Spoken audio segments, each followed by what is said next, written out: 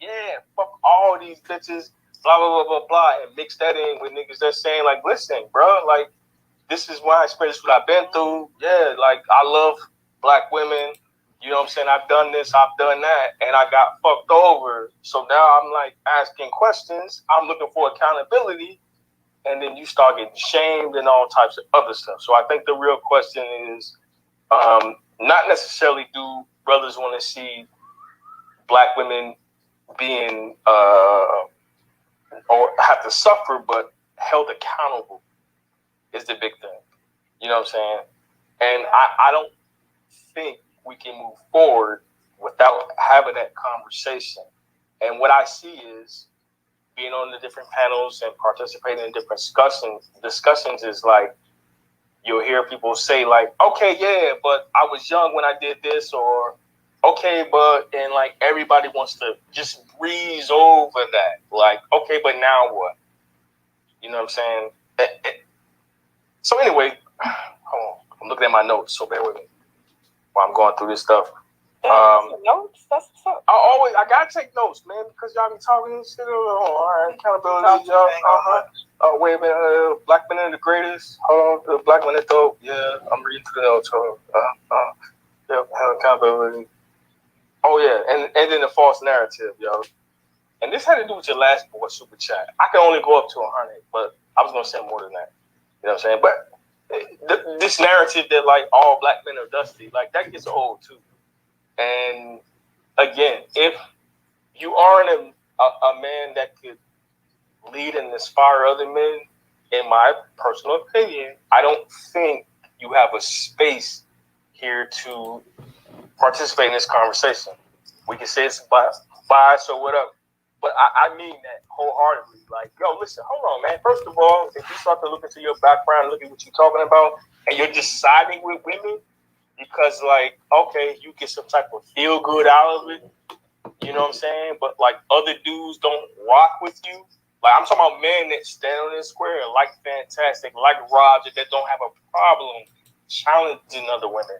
You don't have a space here to participate in this conversation because we can't move forward. Like, it goes against everything that the women are saying. If the women are saying, like, yo, let's say what y'all saying is true. We need men that are going to stand up and speak against and do this and do that. And I'm not on the extremist stuff, talking about fight the white man, blah, blah, blah, blah. We talking about getting our house in order. We don't care about the white man here. We're just talking about specifically getting our house in order. Nigga, if you don't have a house and you ain't got nobody getting order, don't come over here siding with these women talking about, oh, you dudes are just this and y'all want to go against sisters. No, like, that's the dude that be like, yo, bro, why you talking to her like that? And you get your ass whooped because you ain't had no business getting in that shit anyway, if that makes sense. So I'll end it with that, man. And I'm going to say it again. If you are not followed and you don't inspire other men to do better, to get better, whatever, shut the fuck up. Don't be coming over here talking about this is what y'all need to do to get y'all women in line and y'all siding with these chicks, yo, because you have no space in here, period. That's where I'm at with it. I'm gone. Thank you, DJ. Now, you actually said some real spit, and I have Window. Listen, I'm so humble. I ain't about to play games. He's so humble, man. Yeah, All right, fantastic. What you got to say regarding the discussion? Hey, appreciate you guys having me. As usual, great discussion. It was really good topic tonight. I saw Concrete Rose be kind of impartial for like 0.75 seconds there. It was almost doing the Lord's work over here, Fantastic. Yeah, you're working with it, George. You're working hard. I see. A lot of prayer and what you call that shit? Oh no, not that. Oh no, she did shadow work. A lot of shadow work going on. I see. But yeah, man, listen, the whole aspect of this, black men, again, man, this group of men in this space is proof that black men are here trying to work this thing out. These simps and these dudes that can't get women for real, dudes that proclaim themselves to be incels and all these other things, coming up here trying to champion themselves as, like, you know, in defense of women, when women still aren't going to choose you regardless of whatever you do. Again, man, it's something that just like I guess you have to find out the hard way. But ultimately, to the topic, no one wants to see Black women do bad. And shout out to the brother, was Mike R, the brother above me. What's his name? Was it Mike? Mike R. Yeah, Mike R. Yeah, man. Listen, the thing about it is when a Black man gets killed, no one cares. Unfortunately, Chicago's great points of that. Los Angeles great points of that. Atlanta, and actually the same place that this happened with the young lady. Remember, there was a young Black boy that killed his whole family, and the only person that survived was his younger brother. The father chastised the son. Yeah, it's the same area. So again, see when it's a boy or a male that's the perpetrator or even the victim, there's no excuses made. There's no sympathy had. It's just another Black person dead. But yet and still, like I said, when the Black woman is the catalyst, every excuse in the world is made. And again, I think it's a major issue and problem we have with this deification of Black people. As soon as they die, your whole slate is wiped clean. You know, you can be the killingness, the dope killingness, the kid molesting, you know, MFer, and you know you die, and can't none of that stuff you did your entire life be talked about. That's a major issue and problem. Just furthermore, the aspect of Black women choosing not to choose Black men at this point, I mean, it's the worst kept secret ever, and I really don't even see a major point in that conversation to keep being had. Ultimate thing is just we got to be more honest and transparent of who is coming to the table and who is actually trying to fix this thing, not from a simp aspect, not from we don't have any of the other options. Again, this is anthropologic, this is biological, this is everything from a scientific and proven fact of humankind.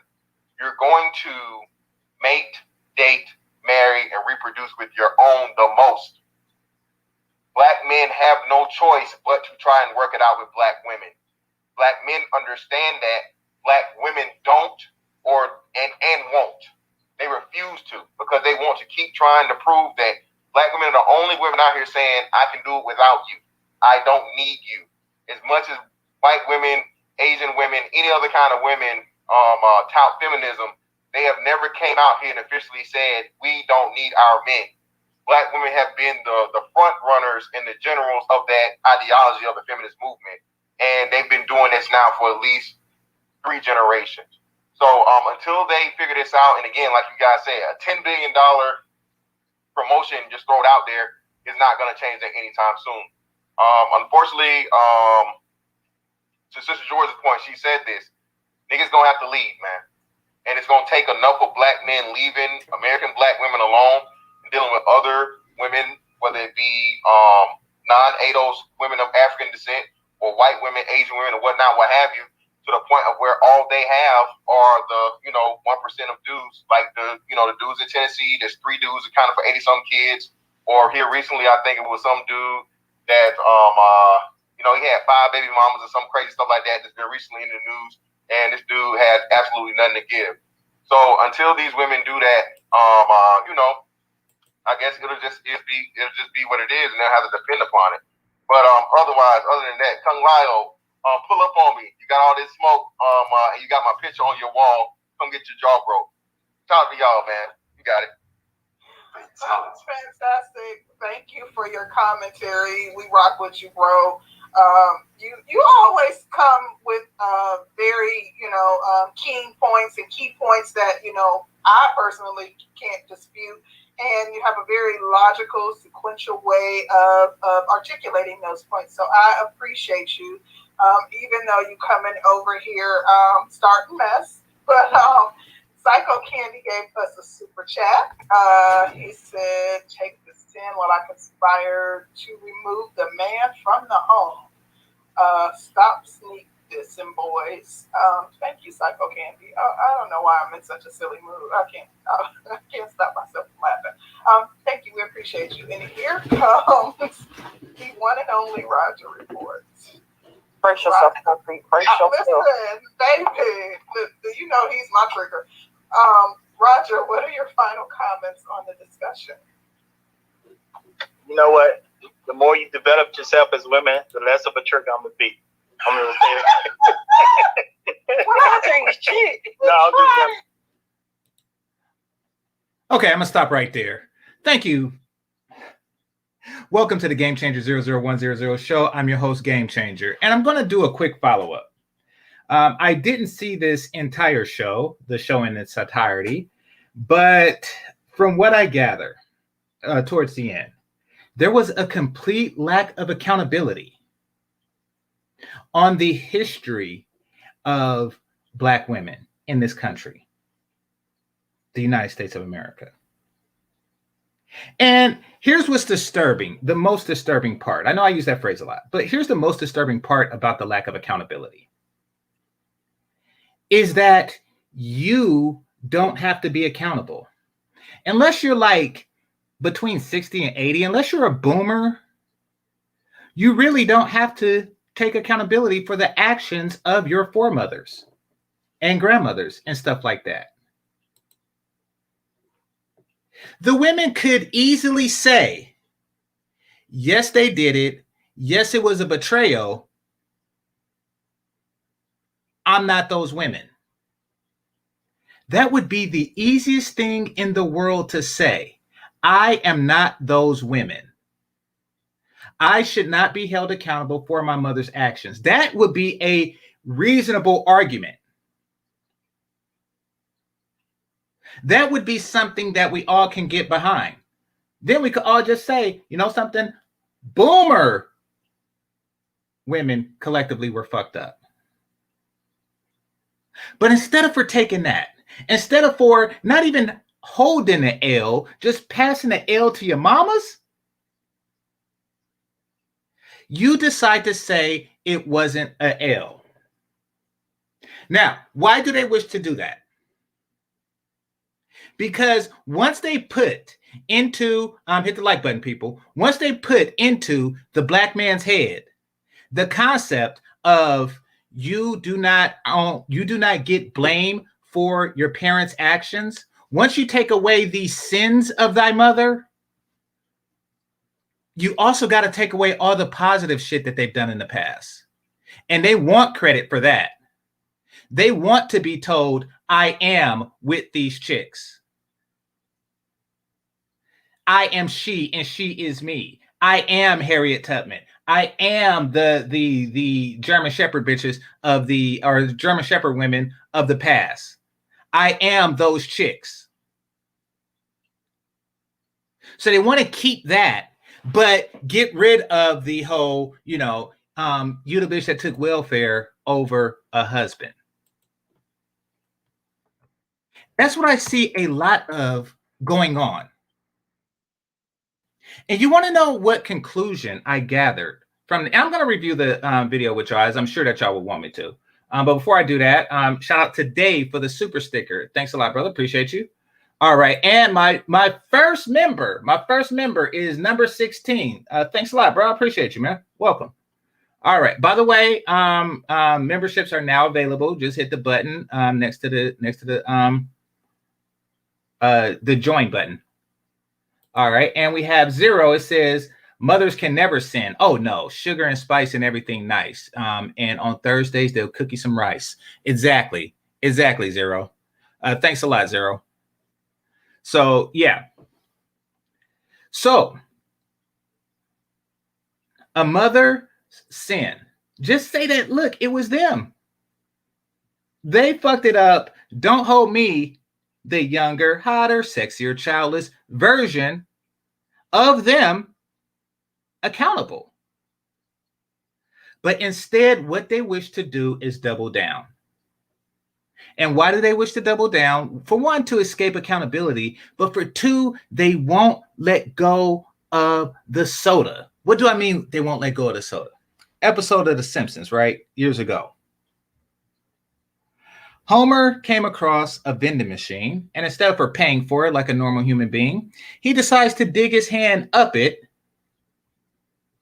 and try to grab the soda and pull it out the machine so he can have a free, then 50-cent soda.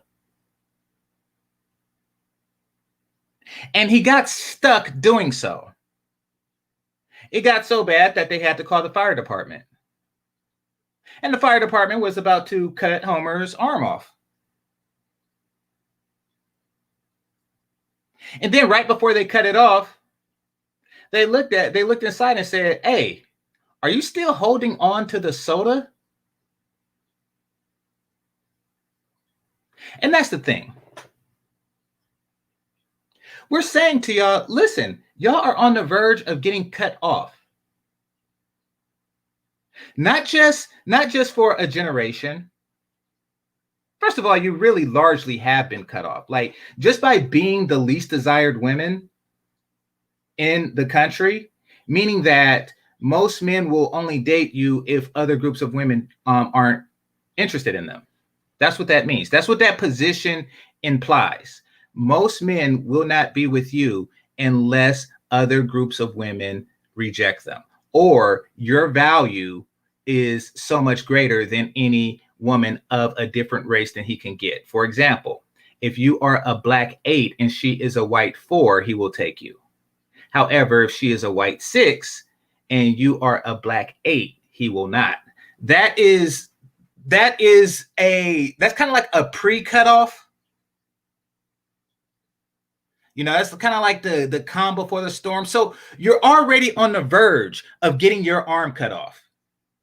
They have the buzz saw right there and they are about to cut your shit.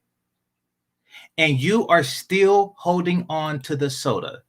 You feel that there's going to be some type of reward for this continued behavior, even though stuff has been being cut back over the years. It hasn't moved forward. It's moved back. It's moved in the opposite direction as far as provisions given to, like welfare recipients and things like that. It's gotten worse. It hasn't gotten better for y'all. Yeah, everybody here, people say, oh, the most educated women on the planet and blah, blah, blah, blah, blah, blah. That's because you have to, sweetie. That's because you have to. Y'all ever notice how the moment, in 1996, when they cut the welfare benefits and started cutting affirmative action, then all of a sudden this education boom amongst Black women happened? Y'all notice that? I did. Why? Because that was right around the time I started going to university. But I was like, oh, wait a minute. There's an education boom amongst Black women. And it's a lot of women who were on welfare coming over here. Huh? Why, this can't be a coincidence, right? Before they could live off of a kid getting welfare for 18 years. And now they can't. And then the birth rate declines. And all of a sudden they're in school, racking up student loans. I want to major in Greek mythology. I want to major in Zodiac. It doesn't matter because the way the student loan system works is they pay your rent as well. So it's kind of like a de facto welfare. It's just like welfare requires that you be a parent. The student loan system requires that you be a student and that you pay it back. But, all we hear is most educated. We never really hear why. Just saying. Anyway, the perfect storm says, even though you were a crack fiend, mama, you'll always be a Black queen, mama. Absolutely. Absolutely. There isn't a standard for the Black mamas of the world. All right, Ray, I appreciate you. Thanks a lot for becoming a channel member. Thanks a lot, brother. And thanks a lot to you, Perfect Storm.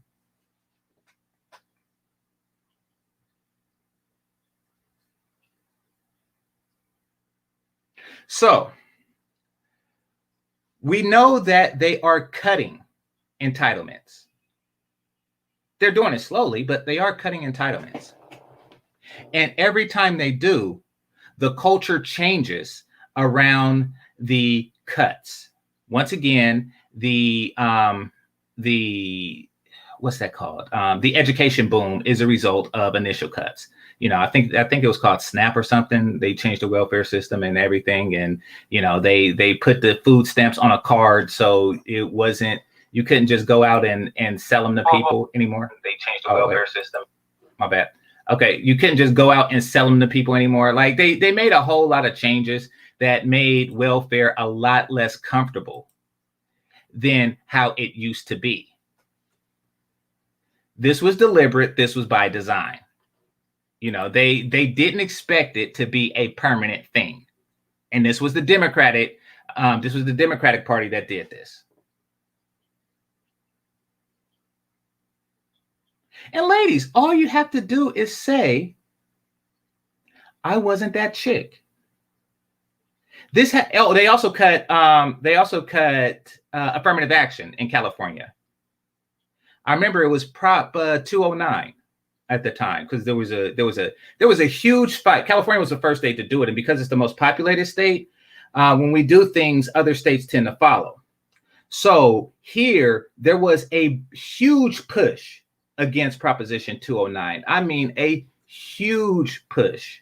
Like everywhere you go, there were banners, posters, and people just did not want this. They wanted to hold on to that affirmative action for dear life. Like, I want to keep this provision. Now, the young men didn't know that it wasn't really for them. That affirmative action didn't really benefit them. The young women probably did or didn't know, but they knew that it benefited them and they wanted to protect said benefits. So it was kind of weird, because at the same time, you see two things happening. You see, on one hand, your welfare is just diminished. You can only get 5 years of it. And after that 5th year, you got to have another kid or figure it out. And you can only have 2 kids. They put a stop to that. And then on top of that, these make easy government jobs that y'all were getting, where you are the assistant to the executive, to the director, to the vice president of the government. And really what you're doing is you're just hole punching a stack of papers all day. But, those type of affirmative action jobs were gone. They can hire anybody to do it, or they can just hire nobody. So they seen the change coming, and then that's when the education system. But that was a long segue. My point is it's a huge L. They have been looking for alternatives to dating, mating, and procreating with Black men for quite some time. Swirling and divesting is just a new thing. They have been looking for alternatives. Not that they don't want to do it. Keep in mind, not that they don't want to do it. Is just so they can negotiate with the big dick.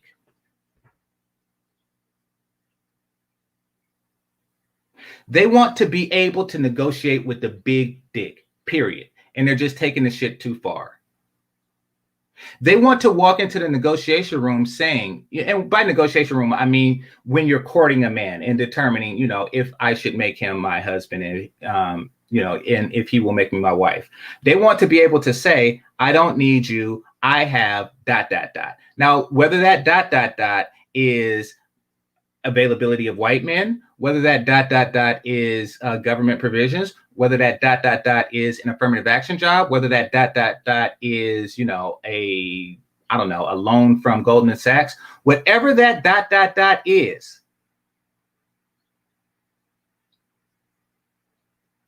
they want to have it. They will never, ever, listen to me good, accept a position to where they have to negotiate on the basis of need. I need you as much as you need me. They will avoid this at all costs. Now, I want to point out that things like welfare and stuff like that was available to all women. Once again, welfare and things like that was available to all women, including, believe it or not, Asian women.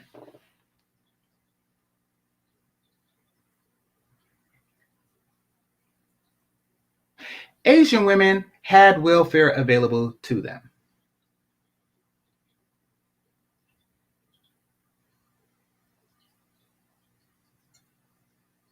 but they didn't take it. Go to an Asian store. Go to an Asian restaurant. Go to an Asian business of any type, right? And see if you don't see the wife there.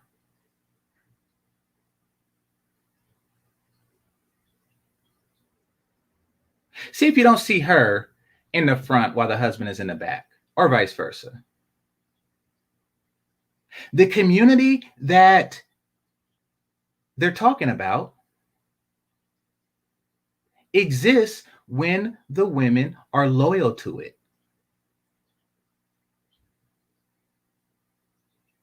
They didn't take the first check they get, or the first weak ass degree they got, or was offered. They didn't do any of that shit.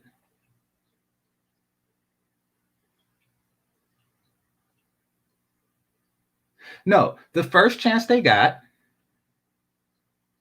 they said, no, thank you. I'd rather have my husband. Now, I know what y'all thinking. Asian women are loyal to Asian men. That's what y'all thinking, right? Wrong. They're not. This is the group of women who openly, confess to their love and desire for white guys.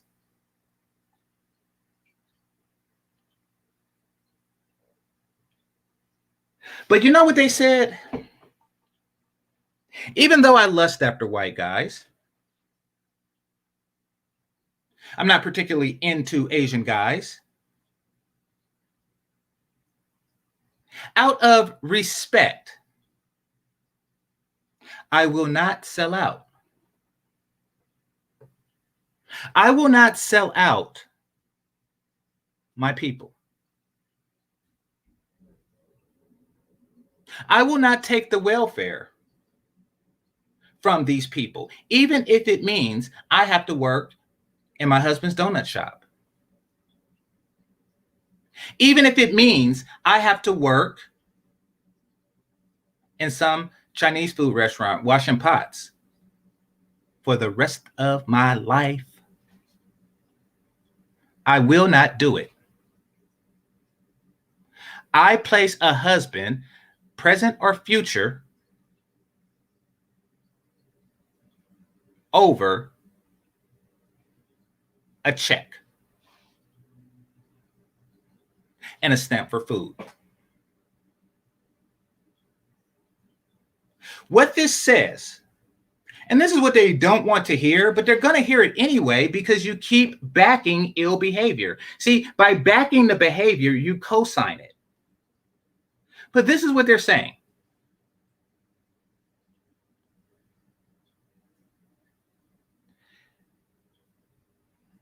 And this is what they don't want to hear, excuse me. That these are better women. And men everywhere, every group of men understand this. This is the conclusion that every man has come up with. While ranking women, Asian women rank at the top, and Black women rank at the bottom, behind all others.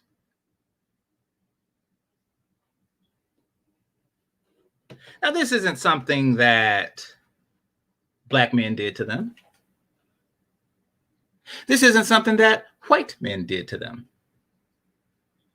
This is something that they did to themselves. Now, what I'm going to do is I'm going to play a clip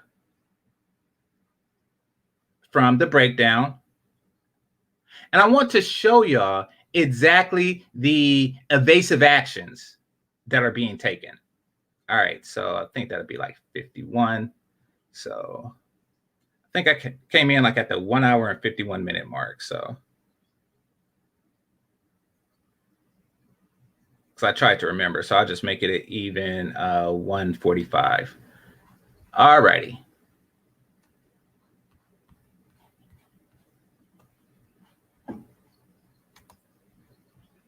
Hit the like button, people.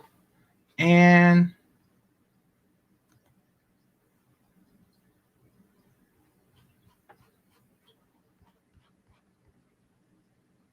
I'm gonna say I would hope not, though. That's all. Well, Sister George, hold on. Let me bring it home. Let me bring it home. Wait. Let me read this these is real super shocking chats real and hard quick. to. Let me read these super chats real quick because I'm about to lose them. Shout out to Michael Mitroke the fourth. Thank you so much for both of your super stickers. We really appreciate it.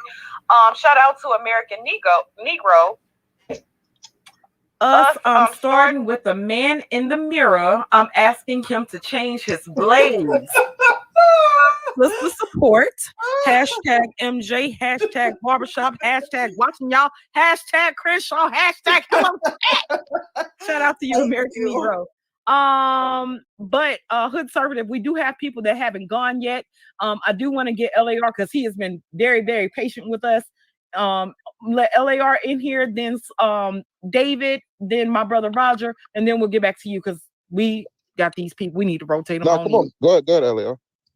Well, how y'all doing? Hey, LAR. Hey, LAR. They giving y'all ass today, but Dang. I was gonna start off and do the Samuel L. Jackson, they deserve to die, but I'm not. I'm just Hey, do it, LAR, because you beat nigga. I wanted to do it so bad. Don't That's do big it. bro. They Go been ahead, picking on nigga. us. No empathy for us. As always. Go ahead, my nigga. I ain't gonna do it. I just wanted to allude to it. The serious part about it is, y'all ladies said earlier that basically this was y'all decision making, in the sense of Black women wanted to be leaders, and Black women are serving. They're serving their self-interest. Well, I think what people are getting is guys are laughing at how their leadership works, and you can't cry when you're self-serving and you. okay, so from what I take from this is that at some point in the conversation, they admitted that they wanted the power. They wanted to be head of household. Now, once again, that's bunk. And I could get how they seen the power without responsibility. The only power that they really wanted to have was the power to leverage men while negotiating relationships. And that's what they are doing. Fellas, if you find yourself attracted to a fat ass woman, it's because you're being leveraged. That's her saying, you know, you're going to take this fat ass pussy, or we are going to seek an alternative and there's no alternative for you. That's what they're saying. We can marry the government, you can't. The government doesn't just have like a bunch of, you know, pussy out there that they give to single men.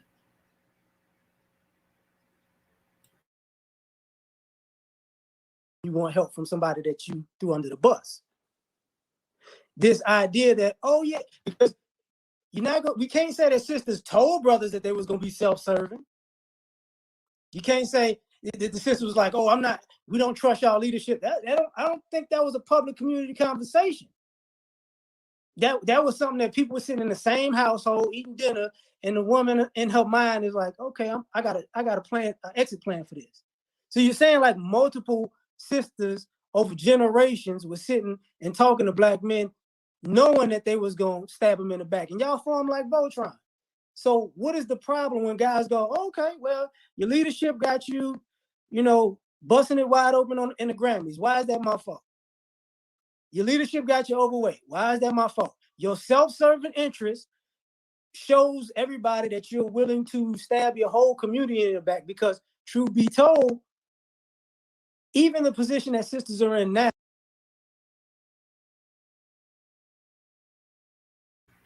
Okay. So what LAR, shout out to him, what LAR movement is doing is he's saying that this is going to affect your reputation today. And this is why they're going to get defensive and lie. But basically he said, because you did this, this is the results of your action. He probably would have been better off saying your parents' actions, however, what's done is done, and women their age do it too. So now, there are still Black men who have put them there and have supported them there and have fought for them to be there. You don't see that the other way around. So this idea that, we want to see you suffer, actually, Y'all been watching us suffer because of stabbing us in the back for so long. Y'all just moving on like it's normal. Preach. So it goes back to, but I'm a woman. I can stab you in the back. You know, I'm like the white people. We supposed to hug and kiss and be cool. Like, guys we understand the conversation now. We understand, you know, we don't have any friends as far as even men to women in the community. We might have individual friends, but we see it time and time again. This is for Black women. This is for Black women. This is for Black women and cis and women. And this is for people of color. And this is for, you know, the LGBT and Black women. It's like, oh, okay. We get it. Now it's just, what do you want? You want us to be your support system and your safety net after you flip us off too? That makes absolutely no sense. Because if you flip this situation, Amen. you know, there ain't no, I hate to break the news to sisters, there ain't really no Martin Luther King, Malcolm X, you know, Medgar Evers, that actually fought for brothers too. It was all about women. You can go back to the ain't I a woman thing.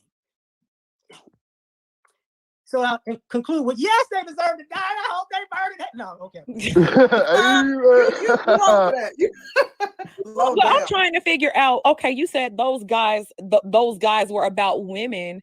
And when I recall those speeches were about men Black and people. women. It was about Black people in general. Black Yeah. women standing up.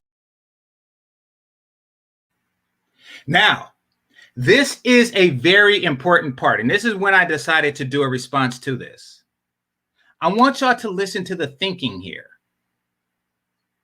According to Sister George, shout out to her, if you have a movement that's about both Black men and Black women, it's not about Black women. I'm going to repeat that. If you have a movement that benefits both Black men and Black women, then you don't have a movement that benefits Black women. That's not about Black women. That's about people. It's like, well, that's about Black people. Yes, but Black people are included in Black women. You see how that works? What I'm showing is the separation that they have in their mind. That there's this belief that, okay, we should have our own movements. They look for things that are uniquely for them. Why? Because they're in competition with us. So picture two kids, twins, a boy and a girl, and they're in a race, right? And somebody, let's just call him Martin Luther King, comes along and says, I'm going to give both of you a head start. Both of you have a 10-second head start.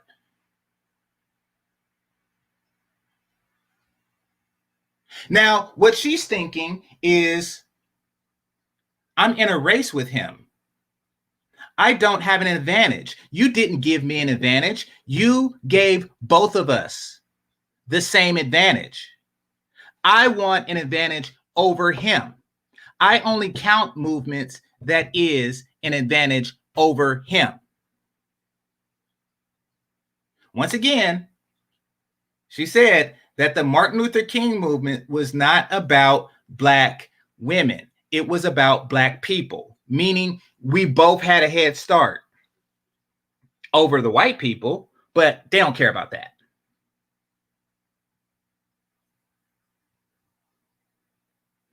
Damon Glass said it best. They don't want to share the advantages. No, because they're in competition. They're in competition. And once the concept of handing out advantages came about, then the possibility of winning the competition also entered their brain. But let's listen to them tell it. Alfonso, I appreciate you, brother. He says, for the Samish Fund. Appreciate you. Thanks a lot. No, they're in competition with us, Terenzo. Let's be clear. They're in competition with us. When they mention their education, they're talking about relative to us. When they mention their careers, they're talking about relative to us. They never compete with each other. That's my sister. They are in competition with us.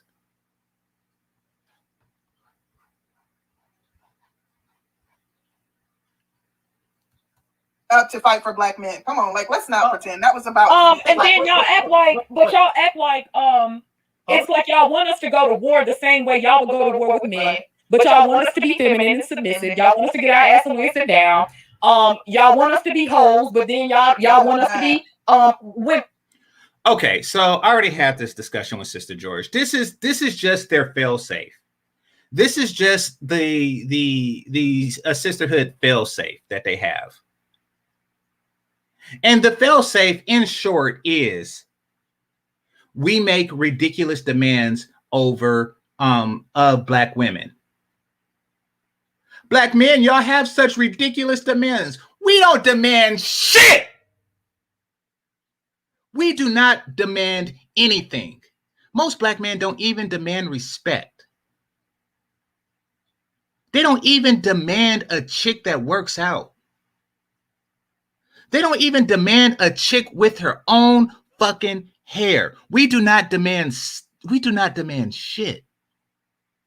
But had them tell it, oh, we want her to do this, this, and this, and be this, this, and this, and be this, this, and no, we don't demand shit. This is a bullshit argument. So whenever this comes up, whenever you hear them talking this, know that you're dealing with a disingenuous, that what's about to follow is going to be the words of someone being disingenuous. Period.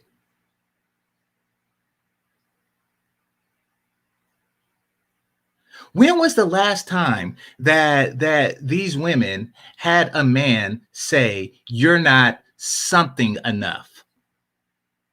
I mean, don't get me wrong. There's always going to be a game changer out there. There's always going to be brothers like yourself, but the majority? Oh, no. Oh, no. The majority, all you got to do is cook for a nigga 3 times and he's on one knee because you're not fat. That is the biggest lie that they could just throw out there at any time. Y'all demand too much. We don't demand shit. I spent my entire YouTube career trying to, get brothers to start making demands with a lot of pushback. Brothers don't even demand that you're under 200 pounds. Y'all make so many demands of us. Y'all demands are ridiculous. What do we demand? Oh, go to another race. Go to another race. I want the average 180-pound black woman to go to another race and make the same demands. Go to start Asian. Start with the Orientals. I dare you. I dare you. Start with one that just got over here from China, where the average age of a woman, of a married woman, not the average age, but a woman is considered leftover if she's over 27. If she's over 27, that's it. I want you to waddle your ass to China, and I want you to make that and see what kind of demands he got. See what kind of demands he got. I dare you. I double dare. I double dog dare you to try that. I want Miss Average at best to take her dog grooming ass over there and see what your demands is going to get and see how demanding those men are.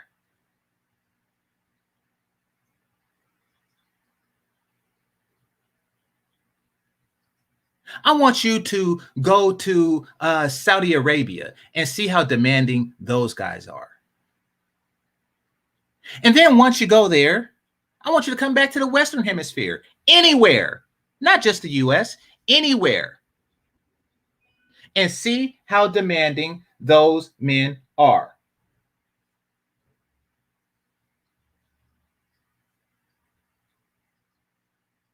The demands will continue, whether you're in South America. Oh, they have demands of you. Central America, yes, demands. North America, Mexico, Canada, Iceland, demands. And yes, in the US, demands. Black American men have Africa, demands. Black American men have the least demands ever, and they're complaining that we're too demanding. Do y'all hear this? Y'all hear the disingenuous? Okay, let's continue. Like, make up y'all's minds, because the shit don't be adding up. And then when we go through a certain, it don't be adding up. Okay, let's listen to that part again.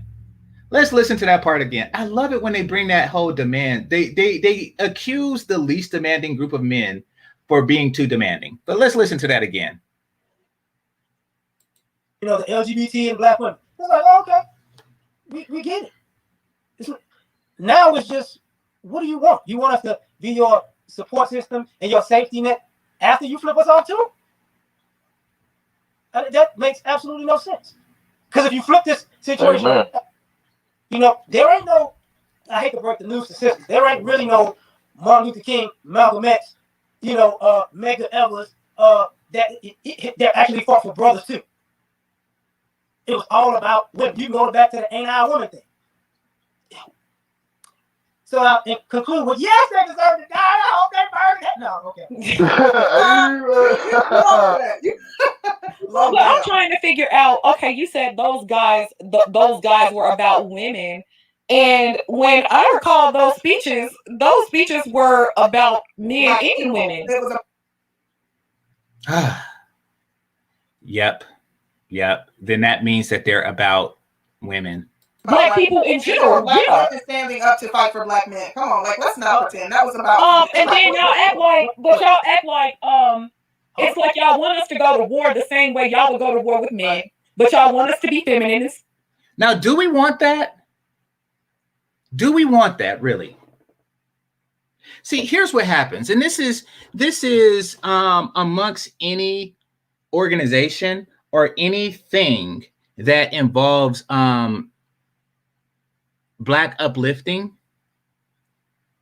Men start an organization that's about Black empowerment and uplifting Black people in general, like the Black Panther movement, you know, the Muslims, Malcolm X and the rest of them and stuff like that. And, you know, like every time we do something like that, NAACP, they just come and tag along. Now, why do they tag along? What Black women want ultimately is a man that they don't have to worry about competing with white women for. Black women are under a constant fear of losing their men to a white woman. And the only man the only man that they feel comfortable with, reasonably comfortable with, that'll never leave them for a white woman is the pro-Black activist. In their brain, the pro-Black activist isn't going to leave you for a white woman because he has an image to maintain, for one.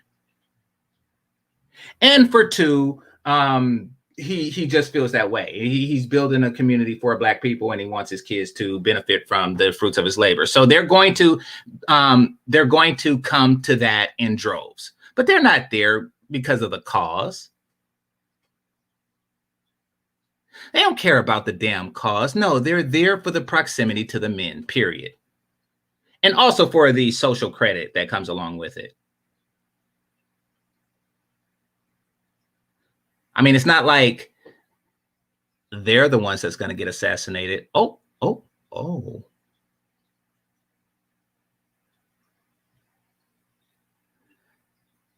Now, you notice how Martin Luther King, like, these were peaceful movements. And then they talk about, we want you to fight in wars. It's like, wait a minute. Like, if you look at the history of the civil rights movement, you can honestly, put up that, outside of the accidents, and by accidents, I mean those 4 little girls in Birmingham, Alabama. But outside of that, right? Most of the people who got the direct bullet to the head were men. I think Rosa Parks is still alive.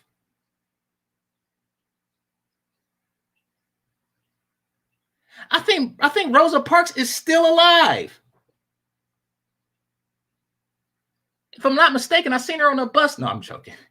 I'm joking. But my point is that, you know, it's the we're not asking you to do this shit. But they like, you know something? This is an opportunity for me to get all of the historical credit with limited risk.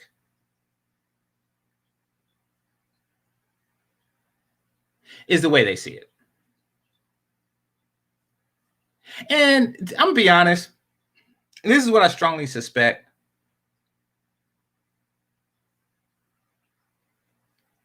Is that sometimes these bitches just like to mark. Sometimes these chicks just like to march. If you don't believe me, go to the next BLM rally. And I'm like, do these people actually know or care, or do they just like marching? Are they just looking for something to do?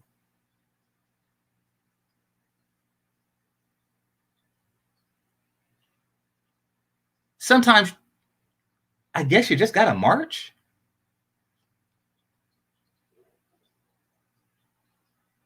Let's continue. Submissive. Y'all want us to get our ass and we sit down. Y'all want us to be hoes, but then y'all want us to be with like make up y'all's minds because the shit don't be adding up. And then when we go through a certain culture, women have been indoctrinated into a culture, tricked out of their vaginas. Y'all didn't trick them out of their vaginas, and then y'all tricked out of their vaginas. I guess if you wasn't mode 1, you was tricked out of your vaginas. Now, I don't know what that means, but I will say this. All women are tricked out of their vaginas, if that's the case. Anything that was done to you and your vagina was done to each and every single tribe of women on the planet. Like, whether you were finessed out of it,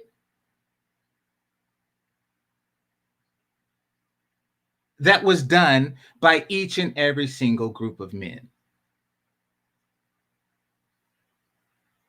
But notice, somehow, because a man got some and you regretted it, this equates to a cultural betrayal. I want to penalize the same women that y'all get tricked out of it. Y'all, please.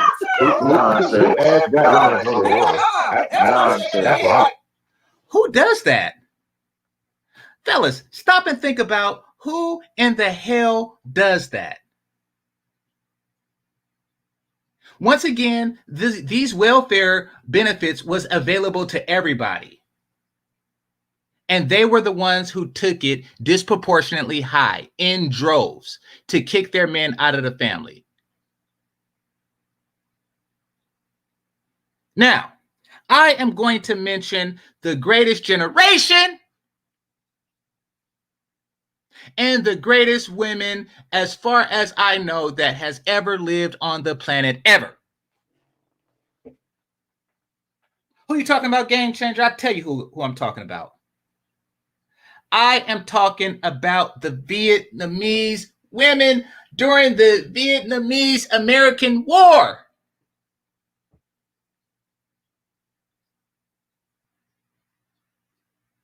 These are the women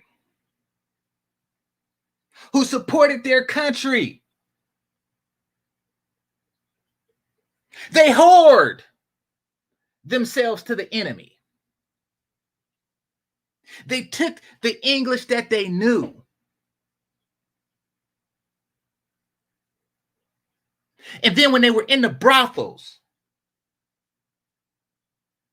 with the black men, experiencing the new agonizing pleasure of the BBCs, the men got comfortable. while they were smoking weed, feeling fine. They got comfortable. They started talking talk and discussing discussions. And they started leaking information. And these Vietnamese women, they took this information back to their men. They didn't say these guys offered us a better deal. They didn't say that, ooh, the American men got 2 huts. They didn't say that, ooh, these guys have chocolate candy. They didn't say, what have you built? They didn't say, I'm going to divest. No! They took the information back to the men who should have been losing.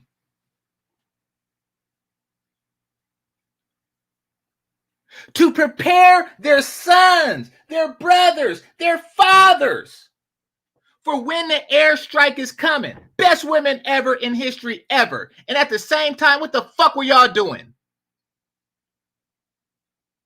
Huh? And that is how they beat white supremacy.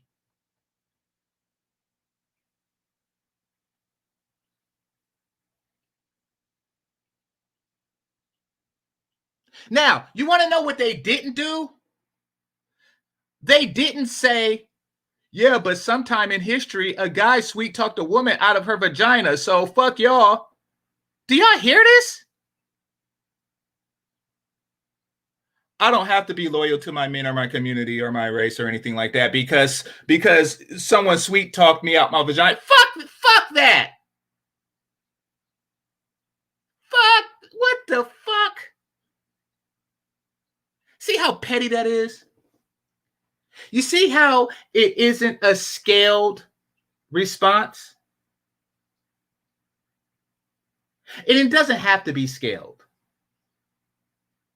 when we're dealing with a certain type of woman. It doesn't have to be a scaled response.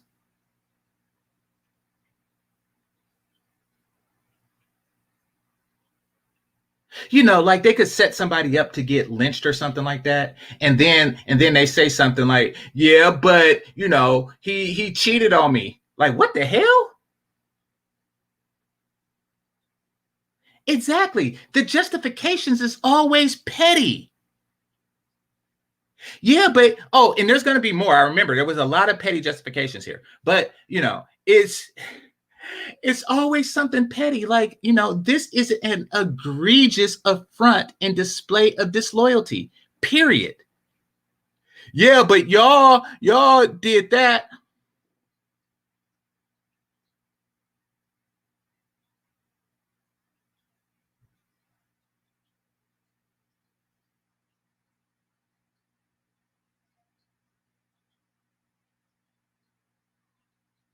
Let me continue. I second that. I see that, girl. But maybe they Who want asked Black women to go to to war? Bunch of baby back bullshit.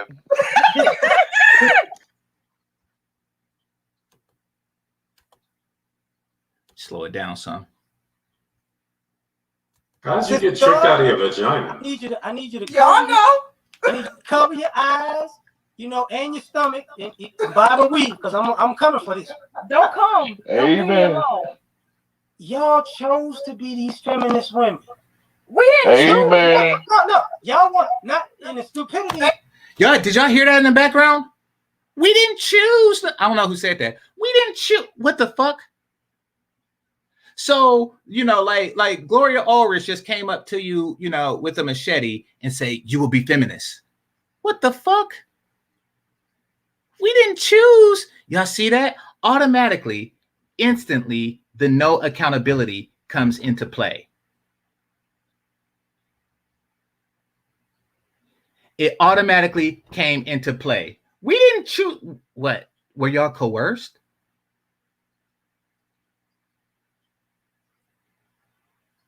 Were y'all threatened into it? You see, this is what they're doing right now is they're looking for Kareem Akbar. They're looking for Kareem Akbar. I didn't want to do it. I wanted to quit. But they said they would threaten my family. He said he'd kill my family. Who? What they? Kareem Akbar. Kareem Akbar is the reason that I became a feminist. He's the real villain in this motherfucker. Kareem Akbar. The educated brother from the bank. Kareem Akbar. They are trying to put this on Kareem Akbar, people.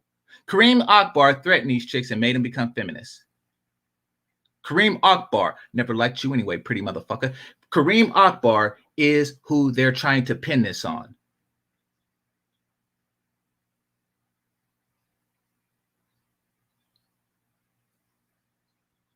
Y'all blame it on everything. Allies.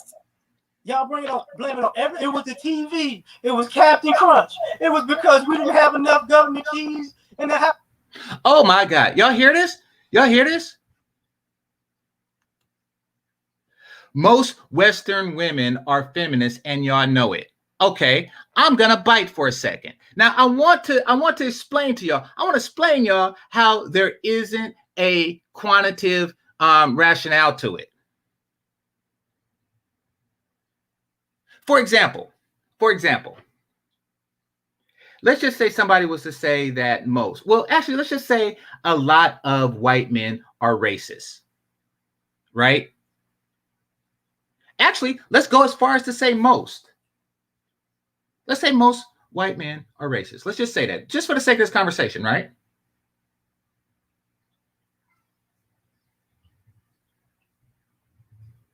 And then somebody comes along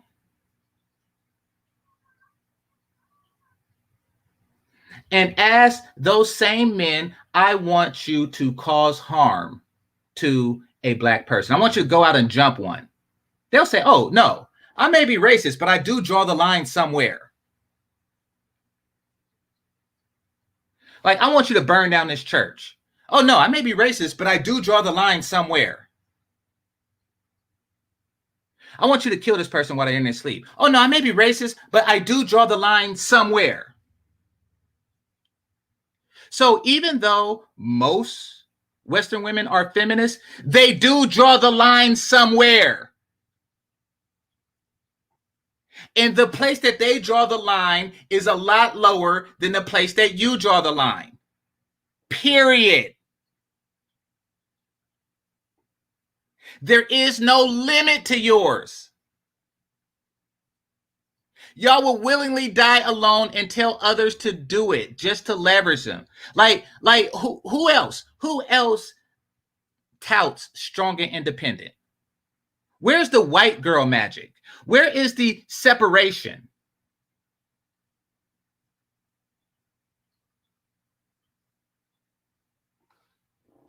Who separates themselves from their men like black women? Where's the white girl anything? Where's the Asian girl anything? Where's the Latin girl anything? That's where they draw the line. Hell, white women drew the line at voting for Hillary Clinton. Oh.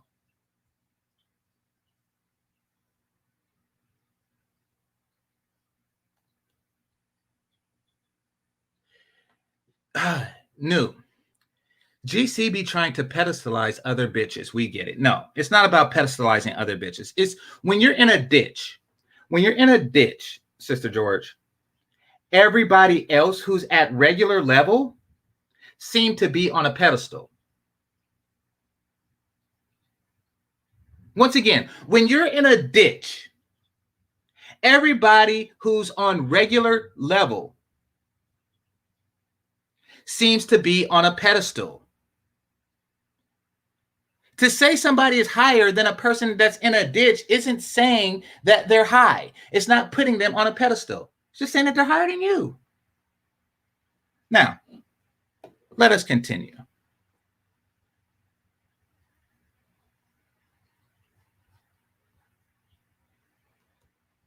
No. These are paths you women chose. I think it was put upon us. I think it was a lot of programming. I think when people they learned from a lot of their fucked up female icons. Hold up. Black women are vulnerable, Danny. You're saying black women. I'm going to replay that. Here's where the denial comes in. And I'm not talking about a river in East Africa.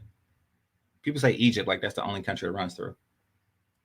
Feminist women. Amen. No. Y'all want not in the stupidity. They thought that y'all bring white up women were their allies. Y'all bring up Now, Concrete Rose says they thought that white women were their allies. Allies against whom? Allies against whom is the question.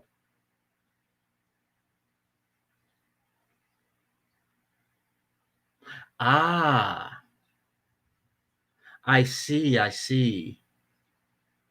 We thought that white women were our allies against, penis. Which means that we were apt to go to war against you. We just needed an ally. We were seeking allies against you.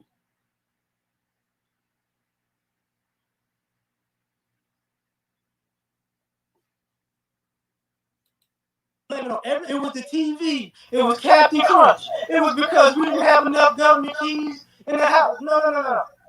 These are paths you women chose. I think it. And you ever notice how it's okay for them to lie with black women, but let a black man lie with a white woman? And it's like, oh, how can you do that? Emmett Till, blah, blah, blah, blah, blah, blah. The lynchings. Oh, the lynchings. We thought that they were our ally. It's like, wait, what?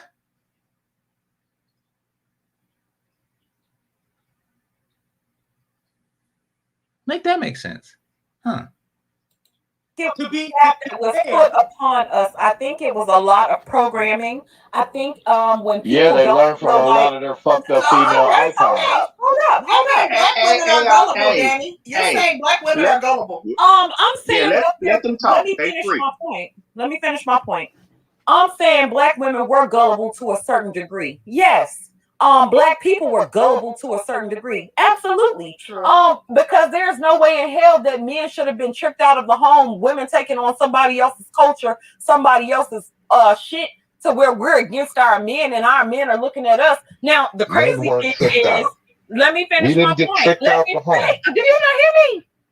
I understand what he's saying. Go ahead, then. The whole thing to me is, y'all are saying that we weren't tricked out. I'm trying to figure out what other options do y'all feel like black women had? What other options do y'all feel like black women have? The same options that first generation immigrants have and use. Love, marriage, baby carriage, being a decent mother, etc., etc., etc. You have those same options.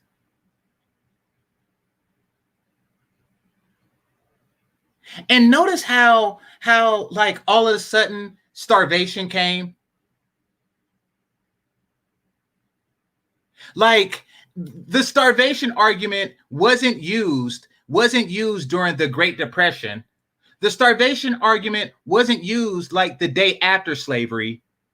The starvation argument wasn't used at any point in history until the day after we got civil rights. I want y'all to picture this. I want y'all to picture this in your brain. Make your brain picture this, right? I want y'all to picture a kid, right? And this kid is eating,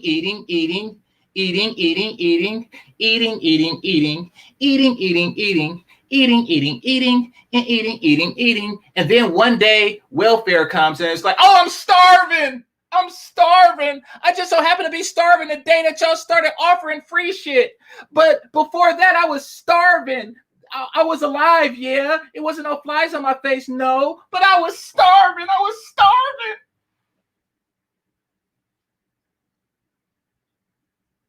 Like, really?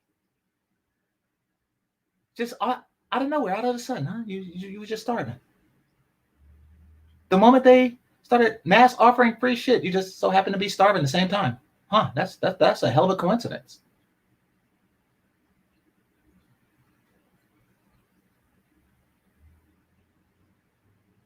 Just saying.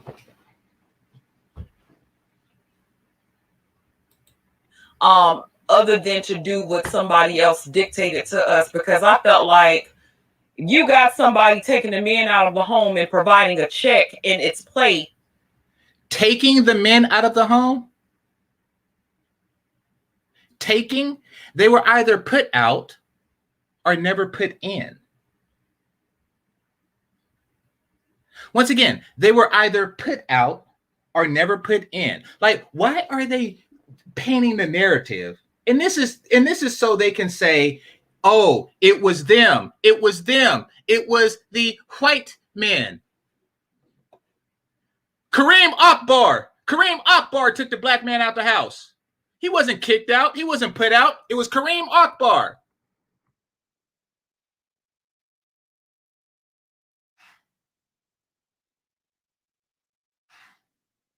Hit the like button, people. This isn't over. They are looking for a boogeyman. Y'all want to know who they want to blame? This guy.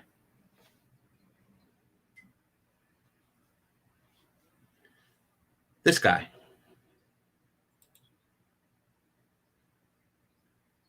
This is their boogeyman.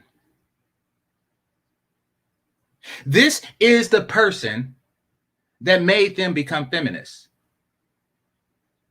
This is the person that dragged the black man out the house. This is the person that caused the separation between black men and black women. This person right here. It wasn't us. We didn't take the first opportunity.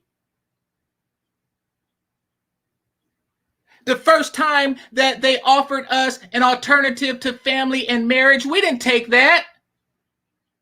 It was him. It was him. It was this guy. It was this guy. Look at him. Look at his eyes.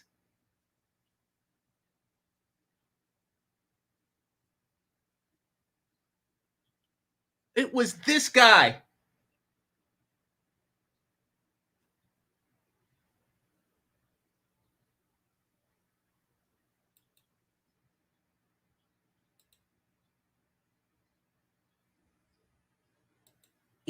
Should black women not have taken the money? Should they? Yes, you should have not taken the money. I hope my kids aren't like that. I hope my kids aren't like that. I hope that one day my kids, don't get kidnapped. And then after they get rescued from being kidnapped, and somebody says, "Didn't I tell your ass, don't take candy from strangers?" But what was I supposed to do? I wanted some candy and you didn't give me any. I was starving. I was starving. I wanted some candy. I was starving.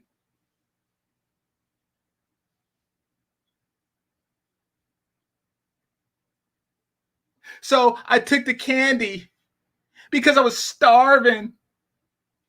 It's like, well, now you know not to get kidnapped. Can I at least get you to admit that this was wrong and that you won't do it again? It was nothing wrong when you're starving for candy.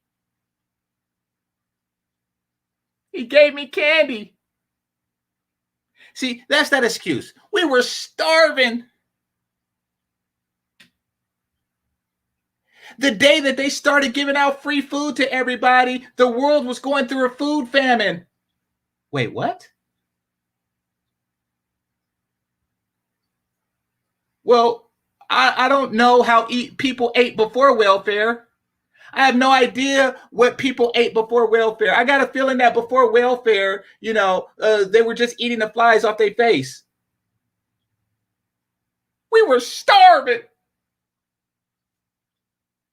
Let's continue. They have suffered because I feel like black women were in adult. survival mode. That's what I'm saying. Here's what But they survived for 100 years of freedom prior. Once again, they survived 100 years of freedom prior. Just admit that they were fucked up, that they seen free shit and decided to leverage men. From 1865 to 1965, they ate good. They ate better than the shit they're eating now. Look at them. I want y'all to picture a woman with a bunch of like chicken and fat as hell saying, yeah, you know, I had to get welfare because no, I was starving. No.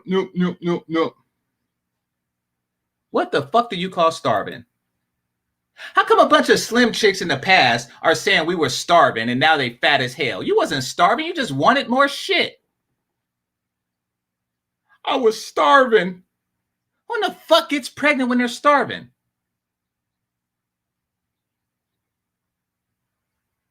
Answer me that. Who in the fuck gets pregnant while they're starving?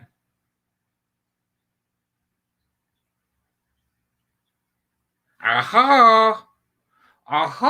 Who in the fuck gets pregnant while they starving and have the kid?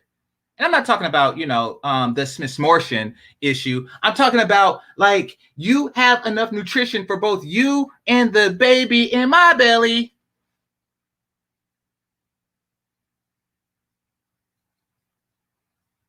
I was starving. What the hell? If you was actually starving, the baby wouldn't even make it until birth. There wouldn't be any what's that called? Milk in my titties. Like, there will not be any milk in your titties if you were starving. Milk would come out all kind of powder and shit. I was starving, so I went out, I had sex, got pregnant, ate for 9 months, and then 9 months later, I got a meal.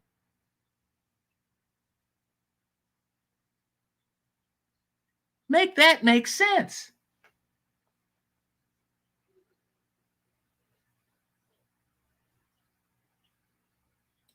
If y'all got the money, you can't say the men were the ones that got tricked. Y'all got the money, not us. It's that women's fault, though. Here's the lie in that. Oh, wait a minute. Apparently, white women, they collect the most welfare. Y'all see this? This is either a poor understanding of statistics or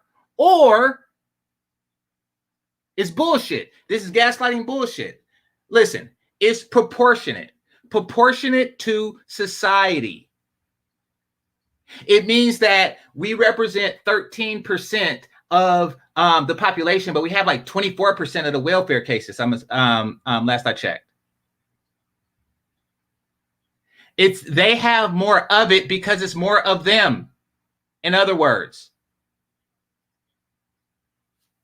they have more of it because it's more of them. But per capita, we have the most. Per capita. If you don't know, look it up.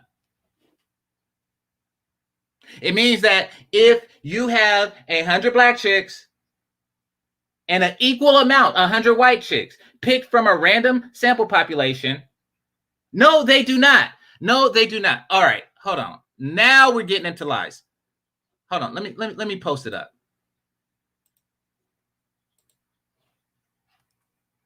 All right.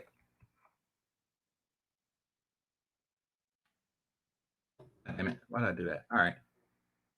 I'll look it up. Maybe you're right. Let's see. I haven't checked this year.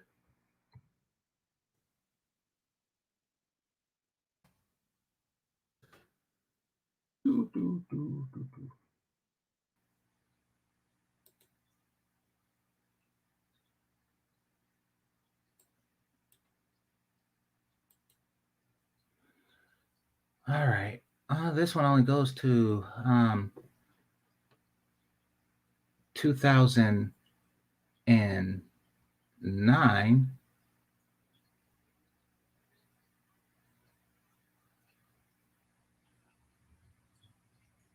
Oh, god damn, this is like worse than I thought. All right, but let's bring it to the attention. All right. This is from nces.ed.gov.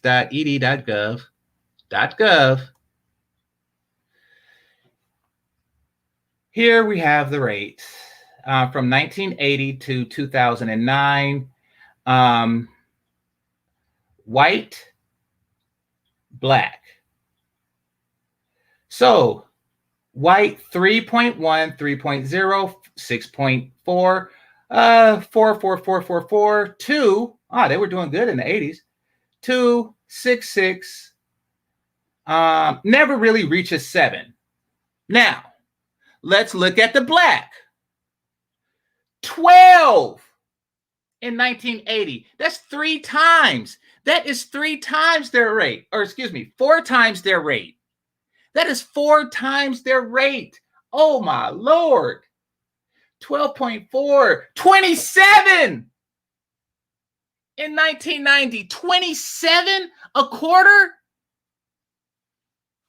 And at the same time, they were at 11. Still less than half. Oh my God. No, I'm going to get to like 2009. That's how far this goes.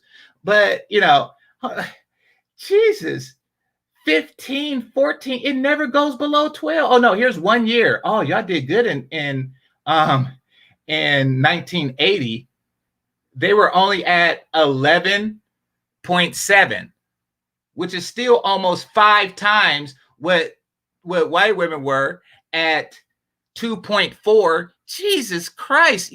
And you would make that claim. You would make that claim right now in my face. You would make the claim that they take more?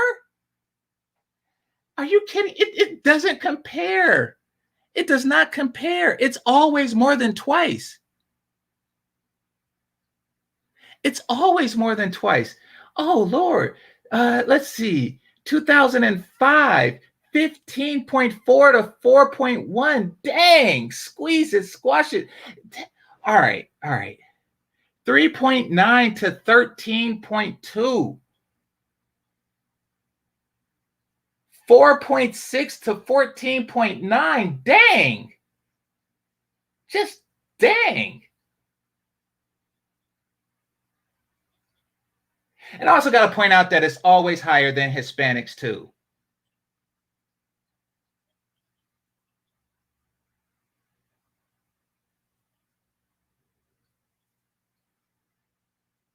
It's not higher than Native Americans, but I think that that's because of, particular arrangements that they have due to unique history. Wow. Just wow. Just wow. So now that we called that out, let's continue. Everybody seems to forget that 1980 special when they had the young ladies who were teenagers in their early 20s. I watched that recently, that documentary. That wasn't, the guys had nothing to do with that. That was straight there. That was exploitation. That was 3 generations of black women. Yeah, how was that exploitation? The guys, the white man was exploiting black people and black women and children. Oh, here we go. It was this guy. It was this guy that did it. It was the white man. It was this guy right here. He's the one that did it. Kareem Akbar. He's the one that did it. It was this guy. It was the white man. It was this guy. This is the white man. This is the man. This is the man. It wasn't us. When we raised our hand and said exactly what the white man told us to say, knowing that it would damage the image of black men, it was his fault. He made us. He told me that if we didn't do it, Kareem Akbar would kill my family.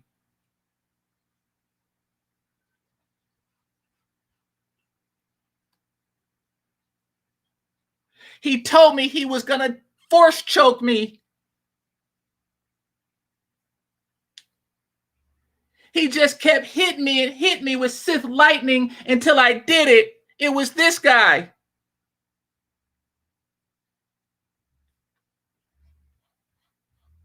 Avoiding blame at all costs.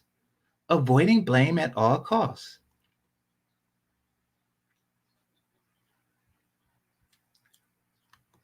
In those The camera exploited you? The camera exploited you? Get the fuck out of here. The camera didn't exploit you. Yeah. That was definitely, you don't recognize that was exploitation.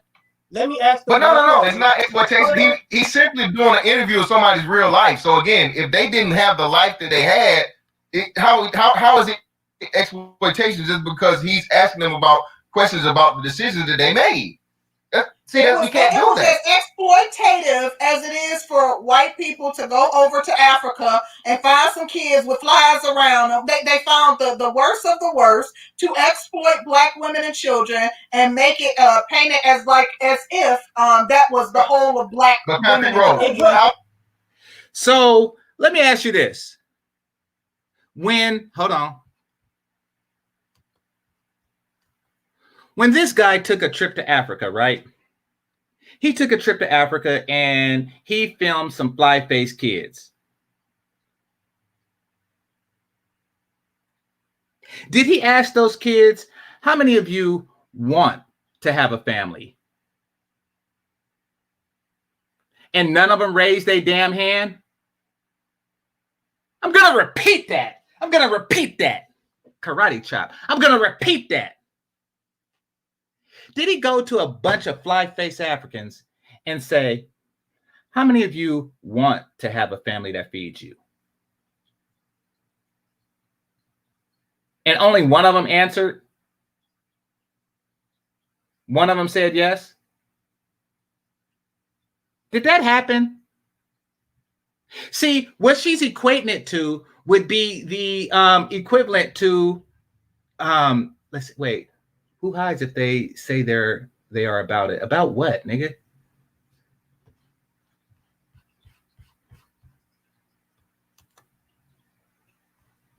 Anyway, back to the topic at hand. All right. So this would be the equivalent to this, if you were to bring it to American standards, would be if a person just went to the ghetto and pointed out that these women are on welfare. See, notice how he didn't ask those kids anything. He didn't ask those kids shit. He just said, look at the flies. Now, this guy, instead of pointing at the women and say, look at how poor they are, he actually gave them a chance to speak. There was no coercion.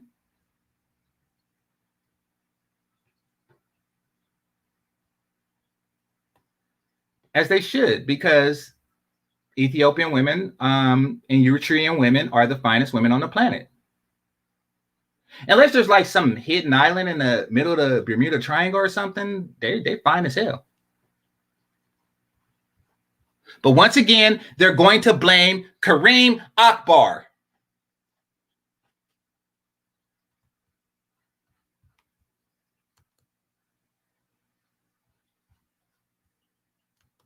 How many women did they have in that room when they did the interview? Hold up, when they did the survey and they asked them about the women that were getting pregnant or whatnot, how many girls were in that room?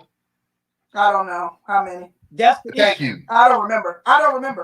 The issue it was 20. It was a whole heap of them. Yeah, but that doesn't mean that it wasn't exploitation. But if you listen to women in that room and look at those types of women from that time to now, that the guys didn't know that was their deal. They didn't. You know, to say that where were these guys? We're talking about a generation from the 80s up where the guys did not even know that she's sitting in a room with 10 other women talking about, yeah, they told me if I have other children, so I'm gonna have these kids because I'm gonna get this free check. The guy don't know that. All right, I want to show y'all what these people are talking about.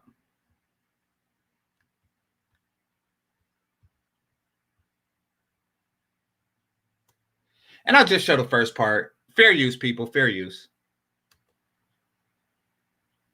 Now, this is from like 1986. Here we go.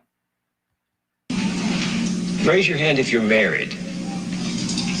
None of you are married. Raise your hand if you would like to be married to your baby's father. 1.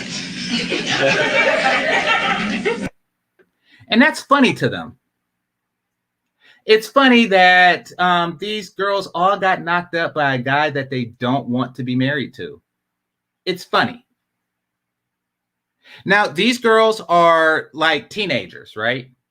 They're all teenagers. And here he comes saying, you know, how many of you are married? How many of you would like to be married? 1. And guess what? Before they got pregnant, they were eating, and eating, and eating, eating,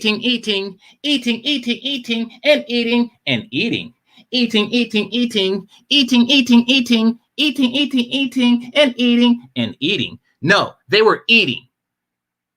We were starving. That's bullshit. That is bullshit. You weren't starving. You was starving for a bow-legged nigga's dick. The fuck?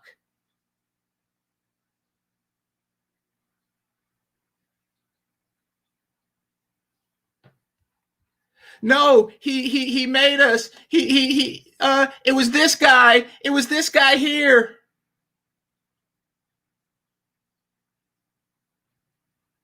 All right, let's continue.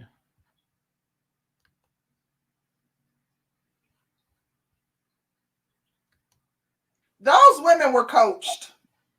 No, they had a mother, the grandmother. The grandmother is a mother and the daughter. That's the coaching system right there. The grandmother and the mother. Before the camera went up, before he turned the camera on. Wait, let me This whole read. culture can't exist because one white man with a camera came around. Stop with that. One white man with a camera don't make the culture. There was a whole production crew that said, look. It was a whole production crew. Because the production crew said it. Oh gosh, the evasiveness of blame is spectacular. All right, what the hell is going on here?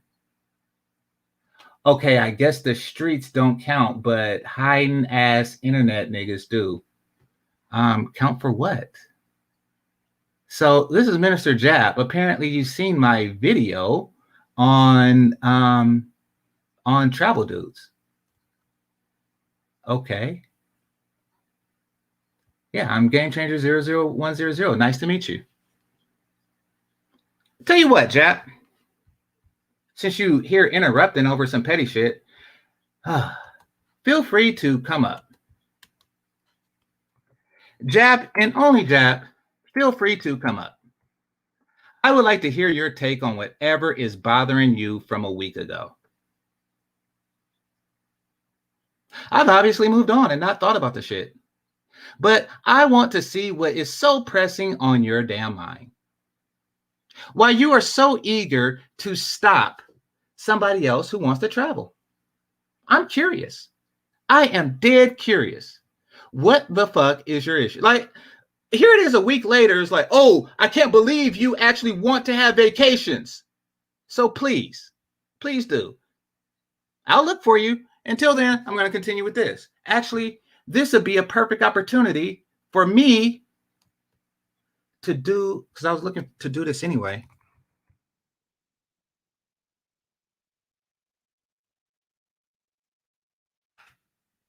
All right, hold on.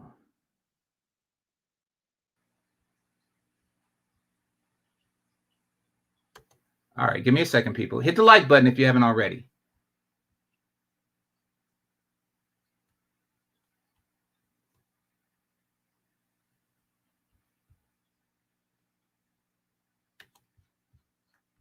All right, 1 second. I got to change this.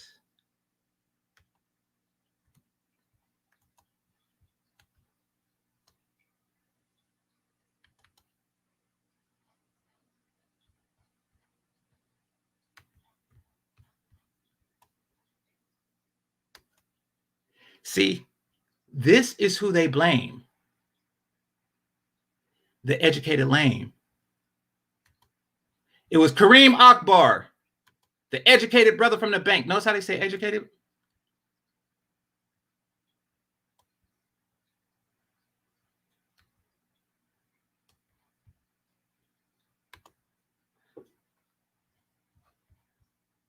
All right, I'll just put that in the back right there. I'll keep that for the next time they point the blame to somebody. And here we go. This what I need. Oh, 6 white men. It was 6 white men. Oh, get the fuck out of here. Come on. Let me read these super chats. Shout out to Angelique. Great. He says, fantastic is right. You should be judged as you lived. We can't keep skirting responsibility. Make your luck with your decisions. It says, clown, you don't show your face, but well, I have a life outside of YouTube. But you will never talk to me. Crazy. Let's set it up if you think I'm lying. I put the link out there. I mean, if you have something pressing, I'll put this conversation on hold and start anew with that. If you would prefer that to be on your show, we could set that up now.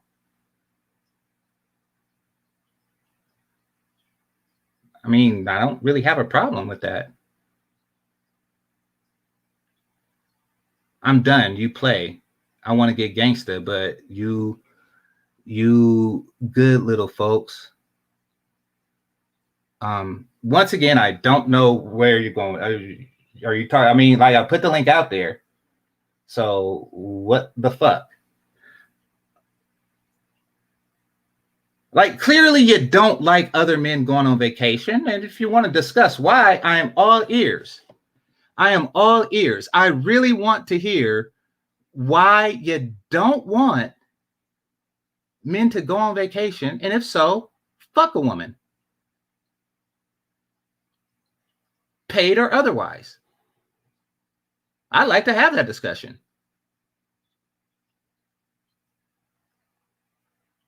That would be an interesting topic of discussion. We could do it here. I put my link out there for you and you only. Or we can talk on your show or whatever.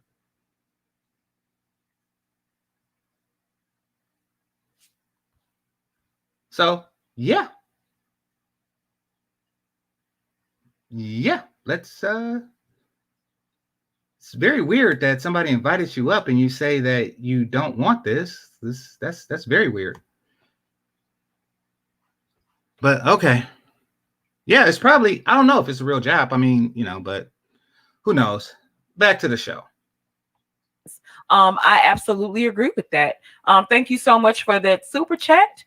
Shout out to JR. He says, 0, I'm Mexican. My whole life, I have seen the fam wear sombrero hats, but Black Raiden just doesn't look fly in it, and his views annoy me. Okay. Thank you so much, JR. Wow. Moving right along. Wait. I got a couple more concrete. A couple more. I'm just making sure I ain't miss any. Okay.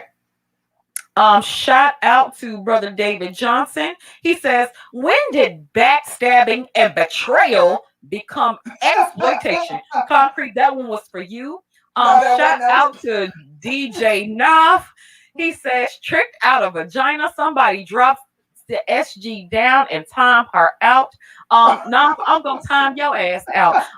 Y'all did. That's what Game did. Game tricked us out. Oh wow. Well, Sister George. That's right. You know you are desperate for victimhood when you are saying somebody tricked me out of my vagina.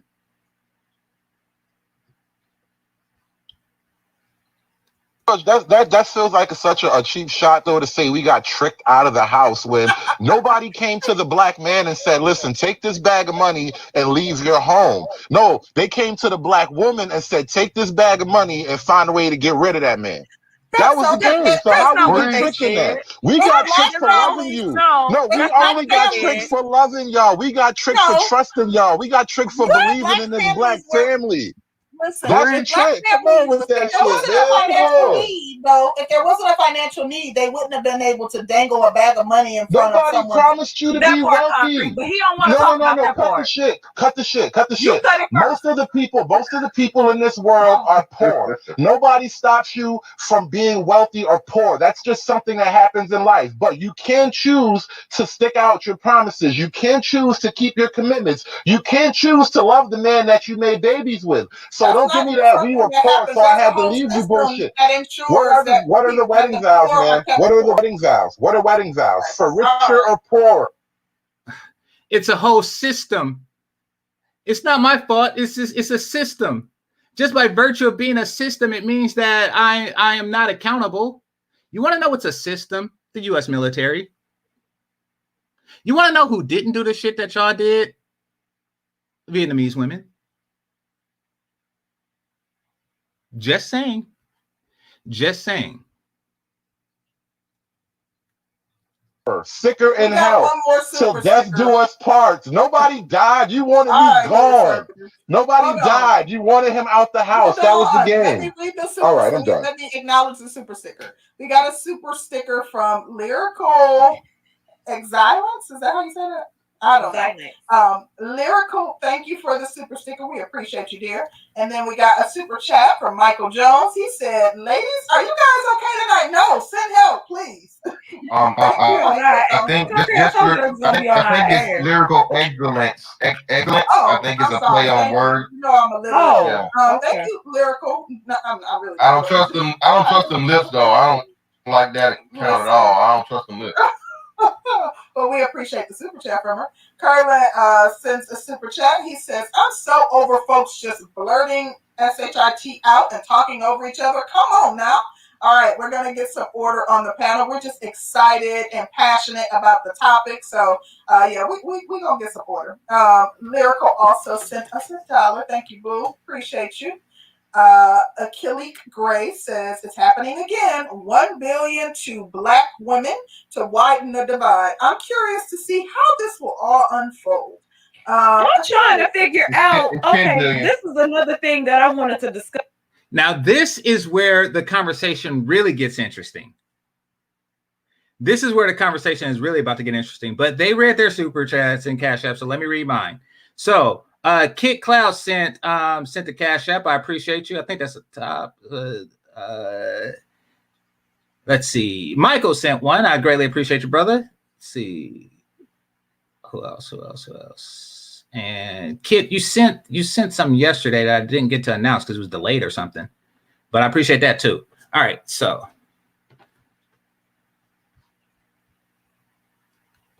Gus. Okay, so y'all are talking about $10 billion over a course of 10 years. Right. That's $1 billion a year. When they y'all made a killing off this steal. Anyway. Y'all was getting the PPP loans. Go ahead. No, Black women are getting most of those too. Black women are getting using more PPP loans than the men. What the fuck is a PPP loan? Well, you gotta hook up with one. You gotta go find one. Boom! There it is. There it is.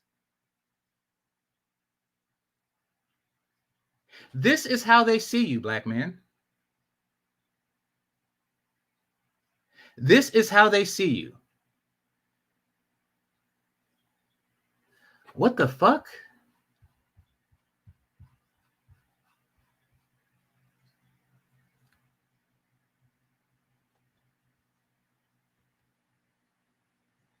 I am a real one and will take it that far on GDN. I want to see you, bro. Can we get that? I'll put the link out there. I mean, if you're talking about meeting in person, we can meet in person. Like, I mean, I live in California. I think you live in Chicago. I mean, but we can meet. If you come out here, I'll meet you. Is that what you're talking about?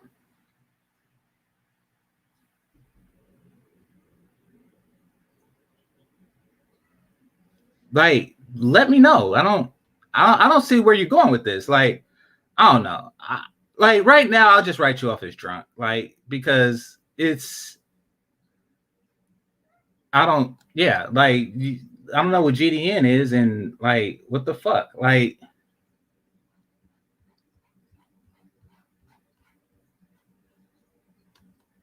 Did black women just get reparations? Did y'all just get reparations from the Jewish bankers? Maybe so. But go ahead. Hold on. They had something. Yeah, just real quick. Just real quick. You guys understand how this works, right? The reason why you guys pretty much took the place of black men, and it's really not your fault. It's more of the administration and the government. Yes. Huh? The establishment. Why? You understand how it works? Why? So how's it work? Explain to me. We understand this is furthering the divide between black men and black women. If Absolutely, they have given, if they're offering, right, if they're giving us $10 billion over the course of 10 years, without us having to have done anything for it, when we've been able to receive benefits, when we've never been penalized by the system the way you guys have been penalized by the system, even if y'all commit the same crimes, we still get less time. We do get more benefits. Well, not in the crime aspect, Sister George, is real quick. Actually it is, but that is a part of the problem. We don't have the same amount of time for the same crimes committed. We don't. Yeah, but that's not. This is what I'm saying. It's not just the crime aspect. That's women and men. Period. So that's why I'm not talking about the crime aspect. I'm talking strictly as far as like jobs and economy. What happened was, again, when they did the affirmative action thing or whatnot, what have you, you guys are a two-hit minority. So this is how and why. Yeah. Yes. So this is how and why that shift started happening so big. So again, now that you guys have had that running now for 30 plus years, you know, said 20 to 30 years, and now in 2021, you have this one corporation that says we're going to come along now, and we're going to officially prioritize promote black women at a $10 billion thing or what? I think black people only have 1.3 something billion. But you know what who they're comparing us to? When I looked at the stats and I went to Goldman Sachs website, they talked about bridging the gap between white men, black women, and white men. That's false. It's been proven false for over 30 years. That's false. It's never because again, it's the number of hours worked. It's the fields of jobs worked. It's time and longevity of jobs work, like steady work time compared to men and women. And like you said, Thomas Sowell explained this so many times. You've had Jordan Peterson here recently explain. Okay, I think I stepped away for this part. Women typically work 2 to 3 jobs. All due respect. Listen. All due respect. We don't work the same as men. We definitely don't work the same as men. We don't. I'm not saying that we work the same as men. I'm saying, and this was actually recently in Essence article. They cited several studies that show that when a black woman is hired on, she'll typically do 2 and 3 different jobs that they would typically hire out for. So I don't understand how. It's not but that's everybody. Now, I disagree with Fantastic on this, but this is more of the oppression. Oh, my oppression. I mean, basically, what they did was, in order to have a safety net against black men, they used the workforce. They used, jobs and things like that as a safety net against black men. However, what employers have started to realize is that they don't have a safety net against employment. So they use the safety net. They use employment as a safety net against black men. So they can demand that a guy is a little bit taller, a little bit, I wish he was a little bit taller. I wish he was a baller type thing. After using that safety net, they're already in that safety net. Now, employers understand that there is nothing beneath the safety net. Like underneath the safety net is just spikes and nails and shit. So of course they're going to work you like a dog because they know you don't have another choice. Every other group of women have a husband. They're working by choice. They're saying that, listen, if you don't treat me a certain way and I only have one job, I will quit this bitch. What did Chris Rock say? What did Chris Rock mom say? I don't need this shit. My man got 2 jobs. See, they know that they have husbands like that at home. And they know that you don't. You don't say, my man got 2 jobs. You say, I got 2 kids. And that's it. You're done. So that's why you get treated like that. That is it backfiring on you. That is when your safety net has a hole in it. Oh, here we go. Concrete Rose. I appreciate you. I appreciate the heart. What the heck? Damn, this nigga still drunk typing? Oh, hold on. Let me see. Let me go up.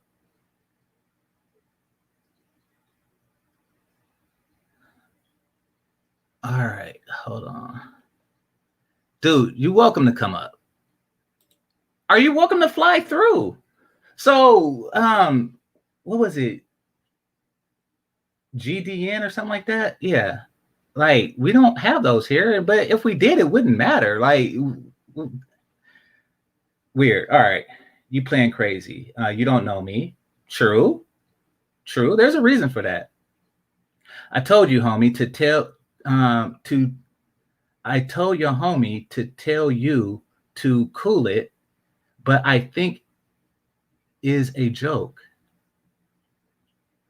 When I find out who you are, I'm pulling up, no camera, man shit. You, okay, we can arrange that meeting. Like, if it's that serious to you, if it's that serious, it's strange, but if it's that serious, we can have that and do what you're discussing doing. And this isn't on some bravado shit as it is for you. I'm really doing it out of blatant curiosity. Why is other men traveling so pertinent to your psyche that you're willing to do what you're suggesting?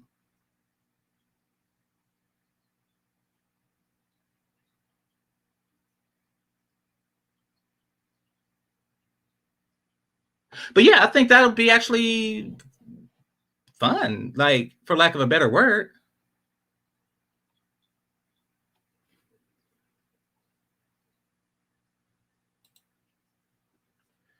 But you think it cool. Okay, when I get that intel, it's on. Well, all right.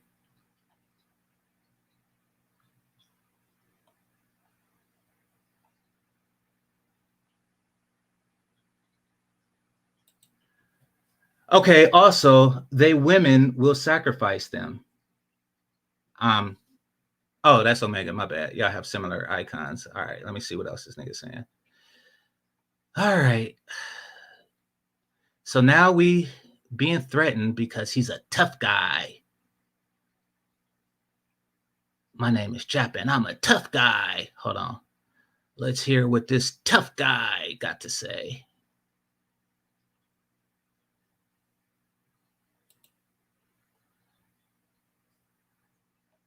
All right. Let's see.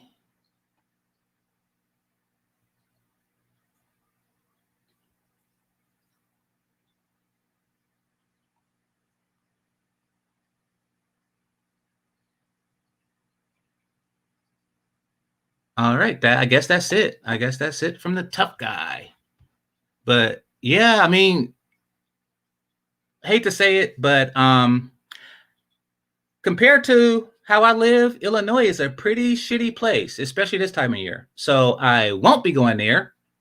You're welcome to come to sunny California. I mean, I'm not going to stop you. And just like everybody else who, and not on some, you know, what's that gangster disciple shit that you're talking about, you know, everybody else who wanted to meet me always got an invitation. So it's whatever. And you don't need a passport to do this.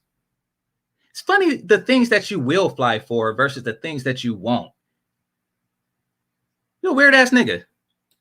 I'm talking about the comparison between black women and white men.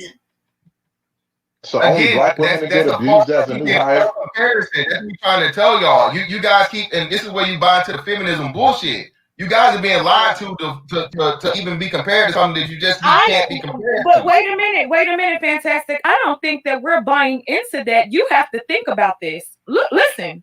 I'm buying into it because I do it. Let me finish my point.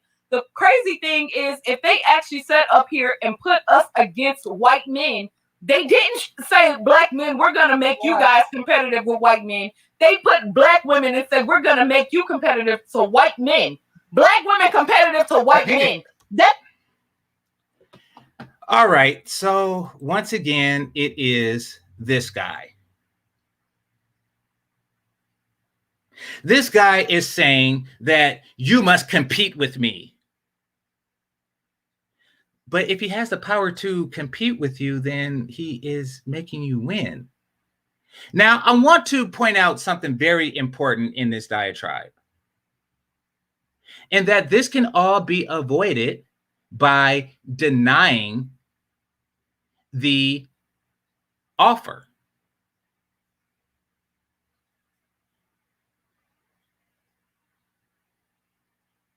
This can be stopped. All you have to do is deny the offer. Just say, you know something, if you're going to offer this, thank you, but no thank you.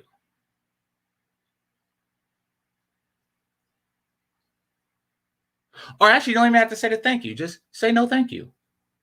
He's not making you take it. He's offering it to you.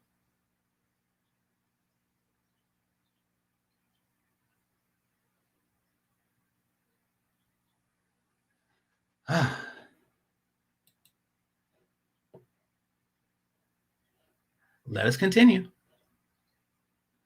I think shortly after this, I'll just open up the panel.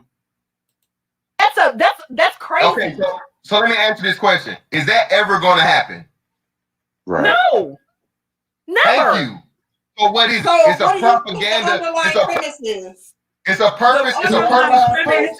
It's to divide us even further. It is to cause even more dissension between us as a people, because you're giving us free money. We always had a up in the system. We've never been penalized in the system the way men have. So then I'm looking at the women and I'm saying, okay, they're giving us this money, but why are they giving us this free money all of a sudden? Why do we count now? But it's to make us go against y'all. And then if we're going... So they're giving you money to go against us. So you do realize that with that knowledge, by accepting the money, you are accepting that you will go against us. Once again, by accepting the money, you accept that you will go against us.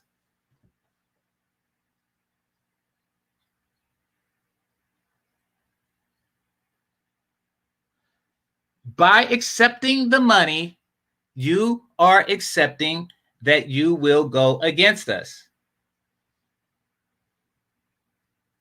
Against y'all, what the hell do y'all think is going to happen to us as women? They're going to treat us like men. I don't see anything wrong with what they're doing. If we were united, it would benefit the household. It would benefit the family. Keyword if. I'm saying. Keyword is if, though. But you know what? I brought that up. Hold on. Let me finish my point. Hold on. I brought that up to say that the issue is amongst us. Like it's us being divided. Like no one can come in from the outside. If we were united, But somebody is coming in from the outside and giving you money, and you're taking it. But we're united. No, you're not, because you're taking the provisions. Now, keep in mind that better people, better women, would take it and share it with their significant others or even their sons. They would say, we won't. Hold on.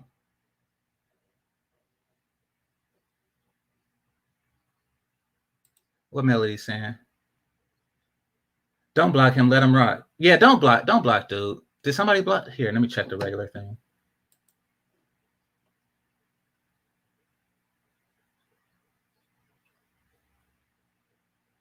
Yeah, don't block them, people.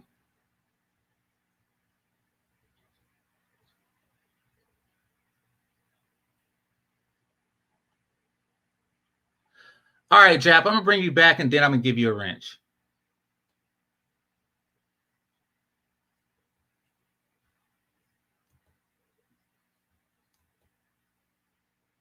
Hold on. All right, it's all good. I'll just give my wrench to stop that. Thanks, on. All right, got myself a Cash App.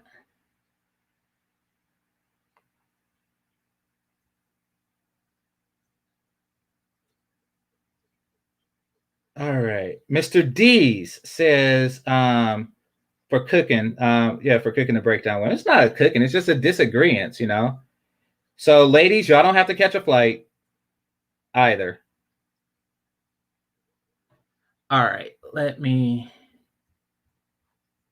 Do I remember how to do that? Do I remember how to unblock people? Hold on, give me a second.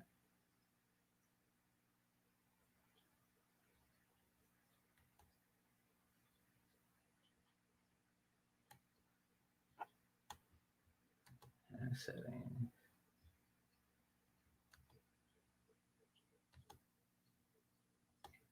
All right, here we go.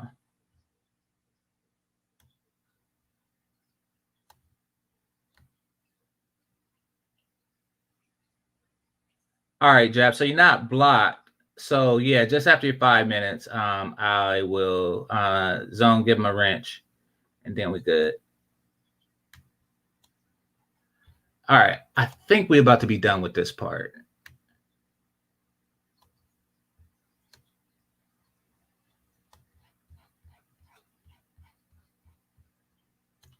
Form the united front. No one could come in and penetrate that from the outside, and it will benefit Black communities as a whole. Okay, that's so who is way to invest in women. Who's keep pushing away from the table? Hold on for a second. Maybe No. That's very simple. Who keeps pushing away from the table? Oh, dang. You just gonna do me like that. All right, appreciate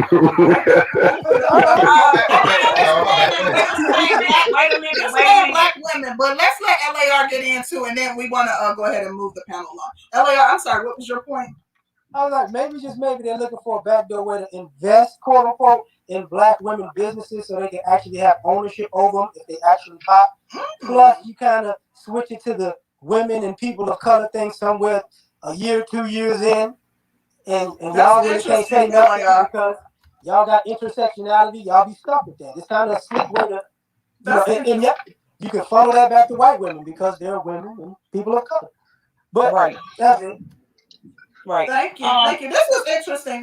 I know we kind of completely divested from the original topic, but I think that this was a good conversation, and I'm glad that it segued into this because I enjoyed this, and it made me think of some things differently. The points that Danny, LAR, and Fantastic brought up, I just was looking at it. I guess I wasn't looking at it. I wasn't thinking about it deeply. I wasn't analyzing what the premise was behind what they're offering. So yeah, this gave me a different perspective. So thank you guys. And go ahead, Danny. I'm sorry, what were you gonna say? Let me read these super chats. Shout out to Angelique. Great. He said it. Okay, so that's it. I don't know if Sister George is still there, but you're welcome to come up. I'll put it out there again, and this time I'll pin it.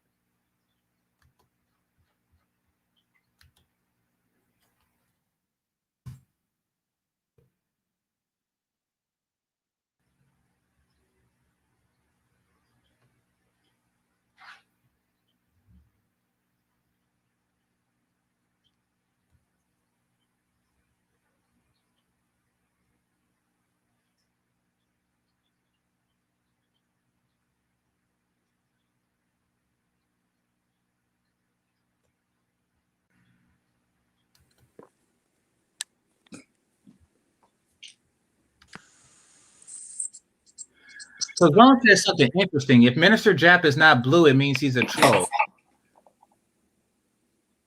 So what is that? What are you getting at? You saying that this is a fake Minister Jap? No, that's him. That's him. Ain't the fake. That's him. So what's Zone saying then?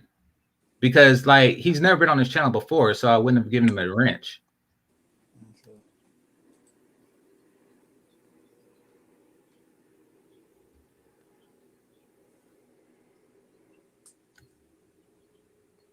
All right, I'll wait for him to come back. Hi, JC. Hi, Mel. How you doing, sweetheart? How you doing? What's good, Game Changer? Hey, what's good? What's good? Yeah, how you All doing right. tonight? Pretty good. So, Mel, what's on your mind? Man, it's all good, man. Can't complain. Yeah, with this subject you're talking about. I was just school. We were just schooling the woman yesterday on Little Big Nate's channel last night. So Yeah, the it's a same trip. thing. Yeah. You probably watched it, right? And it's like the same thing. Accountability. Late last night, I was trying to, school and everything. Her my voice. She's the type that she's stuck on her own reality that black men is this, that. Everything's on us. Everything's on us. I'm like, damn. I'm like, yo. First of all, women recycle the 20% of guys they sexually attracted to. So the 80% are the ones that actually building that they looked over and shit like that. They want to be cleanup guys. That's not happening. And stuff. So how is it that we forced y'all to be this way, the way y'all are? Ain't nobody forced you. You chose. You made a choice. And it was the consequences for that choice. In exchange, y'all can't make peace with that. So yeah, I think it's a great deception to say that, is coerced somehow, or that this is the man, et cetera, et cetera, et cetera. But lady, I was bugged out like that when you said like I was for like program and stuff like that. I'm like, program? Like what? Like that movie in A Clockwork Orange when they forced his eyes wide open to look at the screen and program them that way? No. GC, hold on 1 minute. I'm sorry. I'll be back. Okay.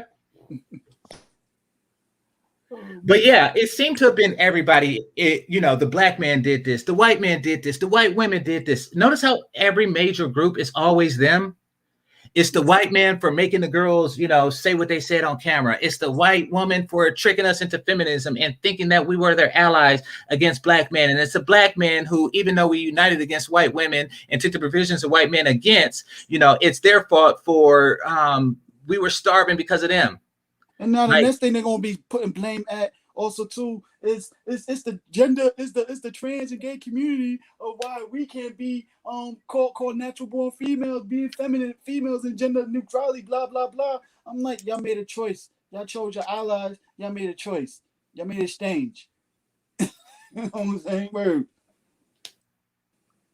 It's like you using the example of Palpatine, man. Word. Did he actually force Anakin to choose the dark side? No, Anakin chose that. Because he thought it was in his best interest. Palpatine offered him something. He offered him the woman that he loved. And, he took it. To conclusions and fucked up. Yeah. But he still made that choice. Palpatine, he could have said no, went against him. It's the same way how they constantly want to, when some of them, like with the affair situations when they go after the woman they slept with instead of the man themselves. Yeah. Another outside force. And Palpatine didn't just go against them. Like he didn't just go against the guys. Or Anakin didn't just go or he didn't just sign up for it. No, he went out and killed his previous community. He killed the entire Jedi Order. Exactly. Including the kids. Exactly. So, Anakin, you're talking about. Yeah, Anakin, yeah. Yeah, Anakin, yeah. When he became Darth Vader, yeah. Yeah, exactly. So this isn't like a small thing. Like it's a great parallel. This isn't something he made you do. You did it so you can continue to get that pussy. Mace Windu told them to stay behind. We'll deal with him. No, he jumped to conclusions, sipping over his damn bitch, and went to him and went against him, and teamed up with Palpatine instead. Like, exactly, come on, man. Exactly. Hood Conservative, what's on your mind? Hey, what up, y'all? How you doing? I was on the. Yeah, what's good, bro? I was on the panel that you was just listening to, obviously. So it was one thing I wanted to mention. I really couldn't really get into it because it was kind of a crowded panel.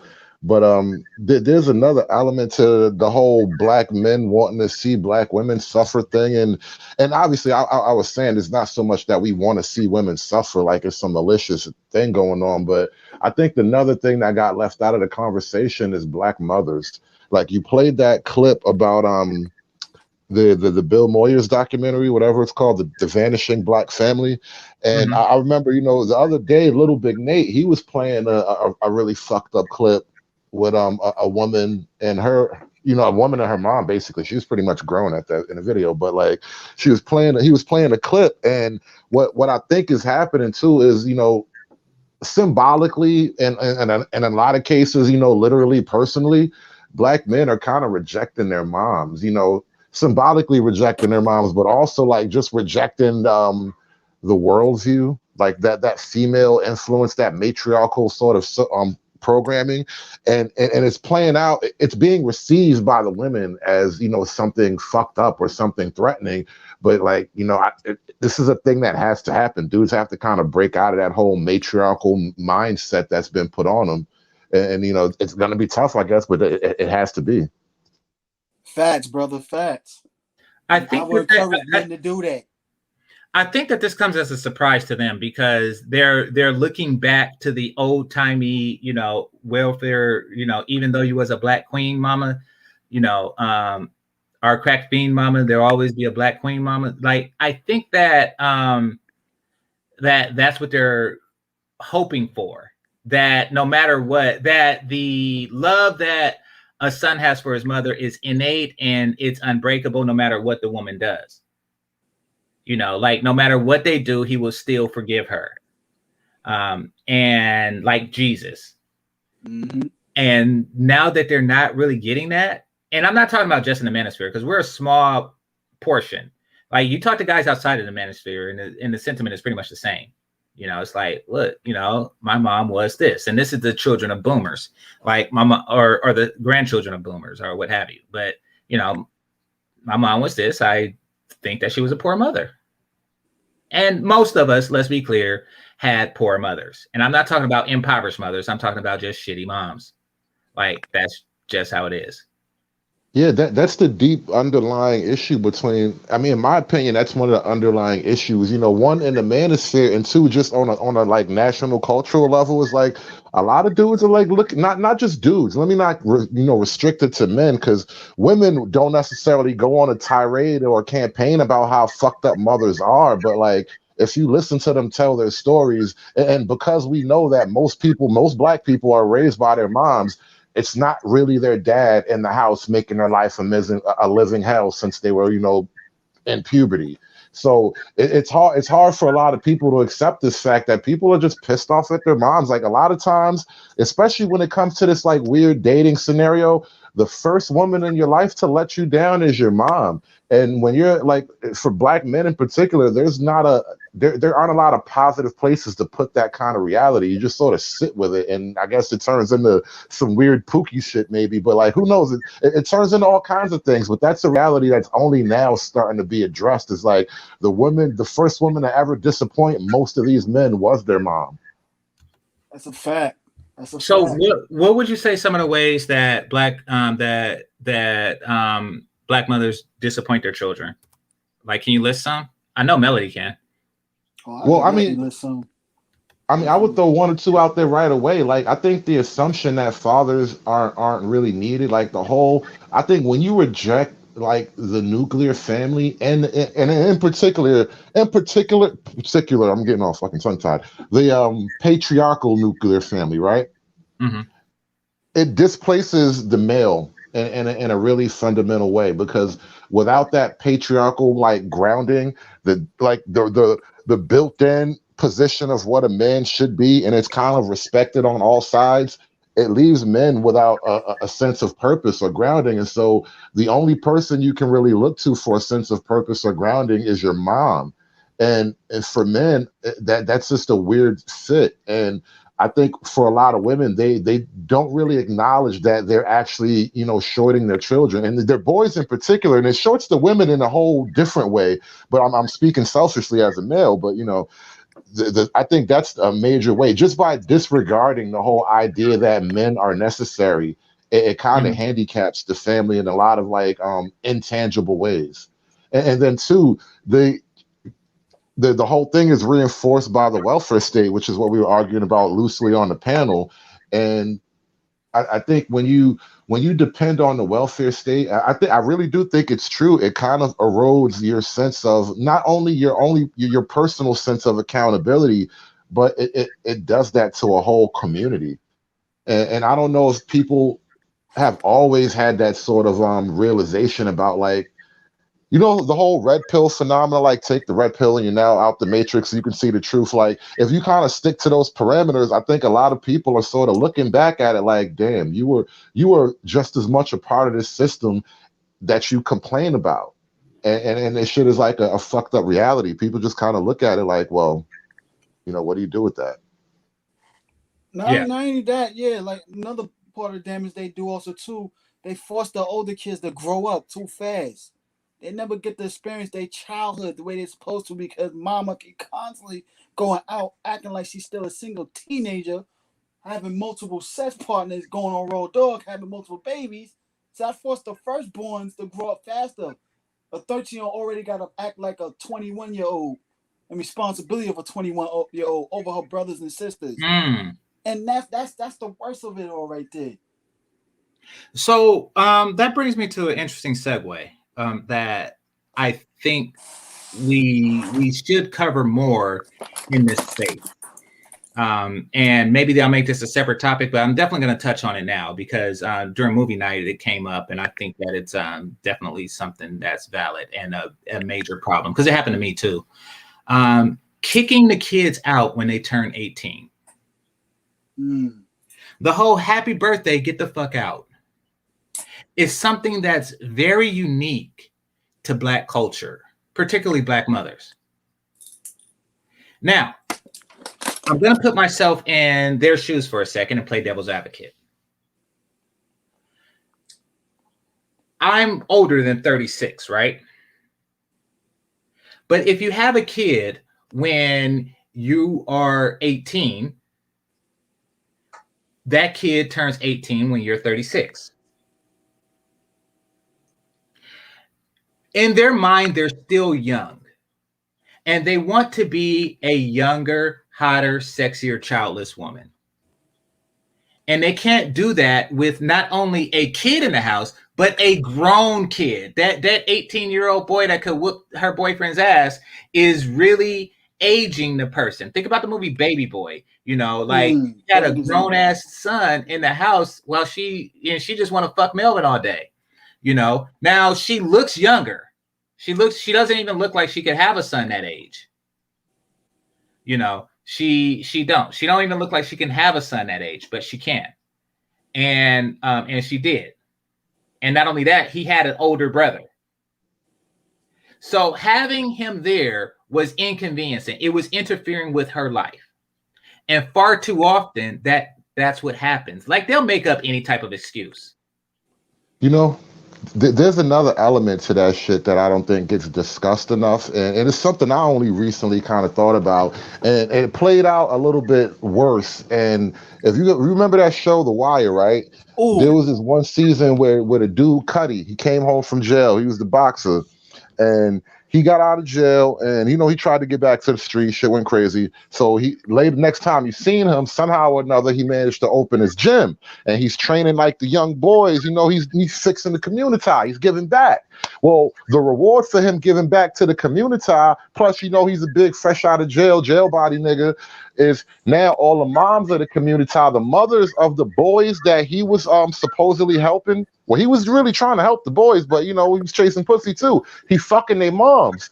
And it actually played out in the gym one day where he was like, saying something was wrong with a little kid. And he asked the kid, well, like, what's up? You're normally one of my best athletes here. Like, why you tripping? He was like, yo, I know you sleeping with my mother. Like, I'm fucking up the quote, but it was essentially that conversation. And when he said it to him, it kind of clicked for him that, like, me trying to be some kind of, father figure to these dudes. Plus I'm out here knocking all their moms down left and right. That shit, it kind of creates a weird tension between the old and the young. And what I wanted to point out is this weird thing where you don't have a long-term family unit. What happens is it does create tension between the older men and the younger men. Because whether you believe it or not, the older man is in the same competition for the Black woman that her son is. Like you are displacing the son from the mom in a weird kind of way as the the older dude coming in trying to fuck the mother now, especially when comes to like you're 15, 16 and there's some new dude in the house walking around in his drawers and shit. It's like I'm a young dude and I really don't feel good about having this grown man in my house. Like there's a weird tension that goes on there, so you could only imagine like how that doesn't help the sense of brotherhood that they kind of talk about with black people. Like how are black men in particular supposed to have a sense of brotherhood? It's bad enough when men of the same age group is trying to fuck each other's women's, but niggas is out here trying to fuck your mother too. Like these are all kind of weird tensions popping up, and chicks don't think about none of that shit because they don't care how men view the world. I see what you're saying. So for all we know, like had his mother had been in a relationship like a normal woman her age, then Cuddy would have been able to continue to teach him boxing. Like the mentor equation would still remain. Possibly, not only that, yeah. Like these mothers, they raise their son to be replacement boyfriends. The son's been, what I'm saying, the son boyfriends and stuff. So that plays like a little sickness also too, like like when they just like whoever was saying, when they become 18 stuff like that, and yet they around their mother so much, mother raising the replacement boyfriend so much. When moms do actually want to move on, then that's a jealousy raised between him and the new boyfriend. Hey Mel, do you think that relates to what people be talking about? A black woman is God and all that bullshit. Oh, exactly. The best factor right there. Exactly. Why we got this black woman's God and all that stuff and everything? Yeah, my mom is indoctrinating to be the replacement boy. They some to be replacement boyfriends, and they fail to realize the key factor of why technically, like what I'm saying, the kid's supposed to move out by 18 because the father's supposed to train them to do that. That's the father's job, but they choose wrong fathers to get pregnant by, and also run out the good fathers that's supposed to train them to do that. And over baby them so damn much, they're not even prepared for the world. So what happens? He wants to go back home, stay home a lot longer instead of going out and battle the world on his own, go through the struggle with what a man's supposed to do. He's not prepared. Hey, Mel, what's up? How y'all doing, brothers? Yeah, I just wanted to come up just to talk on the kicking them out when they're 18. That's what I came up here for. Too often. Go ahead. No, I said speak on it, brother. Yeah, okay. Too often that does happen, and it comes from sorry ass parenting. If you haven't really taught your child the essentials and you throwing them out to the world, they basically going to fail. Whether you're man or woman. And too often that's the system is raise your child anyway. All the way down from the fucking teacher, the coach. And the only thing you're doing is cooking dinner and shit for them to go to bed. They get breakfast at school, So that's one issue. And I also put in the chat a minute ago about Mendices from Love and Hip Hop. He called his own mom out on the show, Judy, here recently about something she had done, growing up, because it seemed like they had a really good life. And he was like, hey, we didn't really have it like that. She said, well, speak on it, So he spoke on it in front of everybody. And she didn't like the way he presented it. So she's really pissed off, And, you're right, GameChanger. A lot of people did have pretty bad childhoods, but they don't know how to accept when the child confronted as they saw it, So that's what I want to say. Now, do you think that it's deliberate? I mean, do you think that, and keep in mind, this didn't happen until recent times. We all know of that son or daughter that was just a failure to launch and kind of just stayed at home, forever, and then inherited the home after that. We all know of that trope.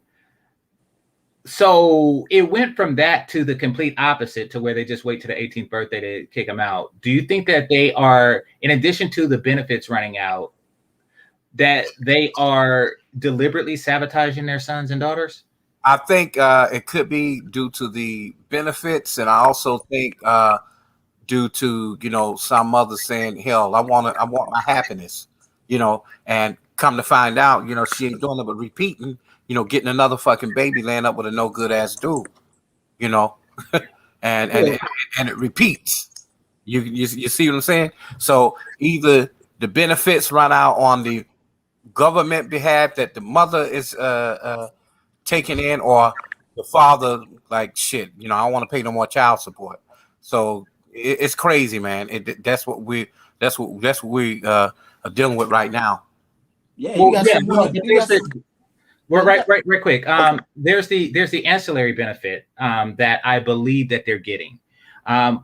Basically, it seems as though Black women collectively are comfortable with Black men who are financially dependent on them. For example, Fantastic mentioned something about PPP loans, and then he said that Black women are getting more of those than Black men, you know, or they have greater access to those than Black men. To which she said, "Oh, then you better get a Black woman." You know so what? it seems like the failure. Yeah, that's the That's picture true. protection Reason law. why it's true. Real quick. It does seem as though the failure of Black men is relationship security for Black women. Because she basically said, "Oh, if you are having trouble getting a particular loan, you should get with a Black woman. But like, if you want to get with a woman for financial reasons, then why not get with the wealthiest group of women there are? And it's not Black women." But putting that aside, it does seem as though they part of the maneuver to creating Black relationships, because they never really ask what the son wants when it comes to like interracial dating or dating a light-skinned girl. It's always about what the daughter wants or the future daughter-in-law. It seems like sabotaging their son is also part of the agenda. Watching him fail ensures the success of the future daughter-in-law. Like, he has to get with her. For example, like on Baby Boy, she kicked Jody out and he wound up staying with his girl because, you know, he eventually is going to wind up with no place to stay. His best friend Peanut was also staying with his girl because he was basically homeless without her. You know, like it seems like these guys are being made completely dependent on their women. Not only that, there's one more thing happening too. You're essentially feeding your son to the next generation of women. You have to offer him up as a sacrifice to keep this going. I mean, without more babies to suck off the system, this whole thing collapses. Exactly. And also without a dysfunctional Black man out there, you know, then because basically they're giving provisions based on the belief that the Black man is dysfunctional. So yeah, he's the lubricant to make the system run. Exactly. The dysfunctional Black man. It's weird, right? Right. So every time a Black man does something, you know, every time he goes out and kills somebody or joins a gang or something like that, and you know, they can say, "Yeah, you see the prison stats? The prison stats are high, and we don't have husbands, so give us money." And they just wait for somebody to give it to them. But really, they're feeding their sons to the prison system by doing what they did. Well, it first started with the Black women doing that shit, but at the same time, I look at other things too. We cannot be trusted as Black men, no matter, even if we don't have criminal records, even if we went to college and did what we need to do. It's always, "Hey, I'll see you later. Stay out of trouble." That type shit, you know. Or, "Hey, can you get a co-signer?" That type shit. Do you have a girlfriend that can you know, even if you are in the high 700s, you know, so I get where you're coming from on that, you know. And the PPP loans, yes, they are giving more Black women PPP loans, and especially the ones who have accounting degrees, you know, that has some kind of finance situation, career. They're giving them loans more than anything, because I had a Black woman that told me, "Well, I know you're probably having a hard time in getting, you know, your loans because I know you got 3 businesses. I can help you." But she bullshitting. You know, she ain't really helping me. She not trying to. She want to cut. Yeah. So, now just to point it out. That's the problem. Now, just to say, ladies, you know, if you are leading with money, you have no fucking vagina. And by that, I mean that your vagina is so worthless that you can't lead with that. You're actually leading with money. That's pretty fucking pathetic. You said if you what? I didn't hear you. I cut out. Yeah, no worries. I was saying that if a woman is leading with money, then it means that her vagina is pretty fucking worthless. He's telling you they trying to play the game like a dude leading with his money. Exactly. Yeah. It's like they watched Scarface and decided to be like Tony Montana, but he's a guy. I mean, don't you know that's within their first 5 questions of you? You know what I mean? I say this, man, if you're trying to get shit done, make sure your paperwork is in order. You know, keep your receipts, you know, all of that, you know, because I am trying to get a PPP loan and I have been approved for it, but I'm just waiting. I was denied mine. Which one did you get? Did you get the EIDL or did you go for the PPP?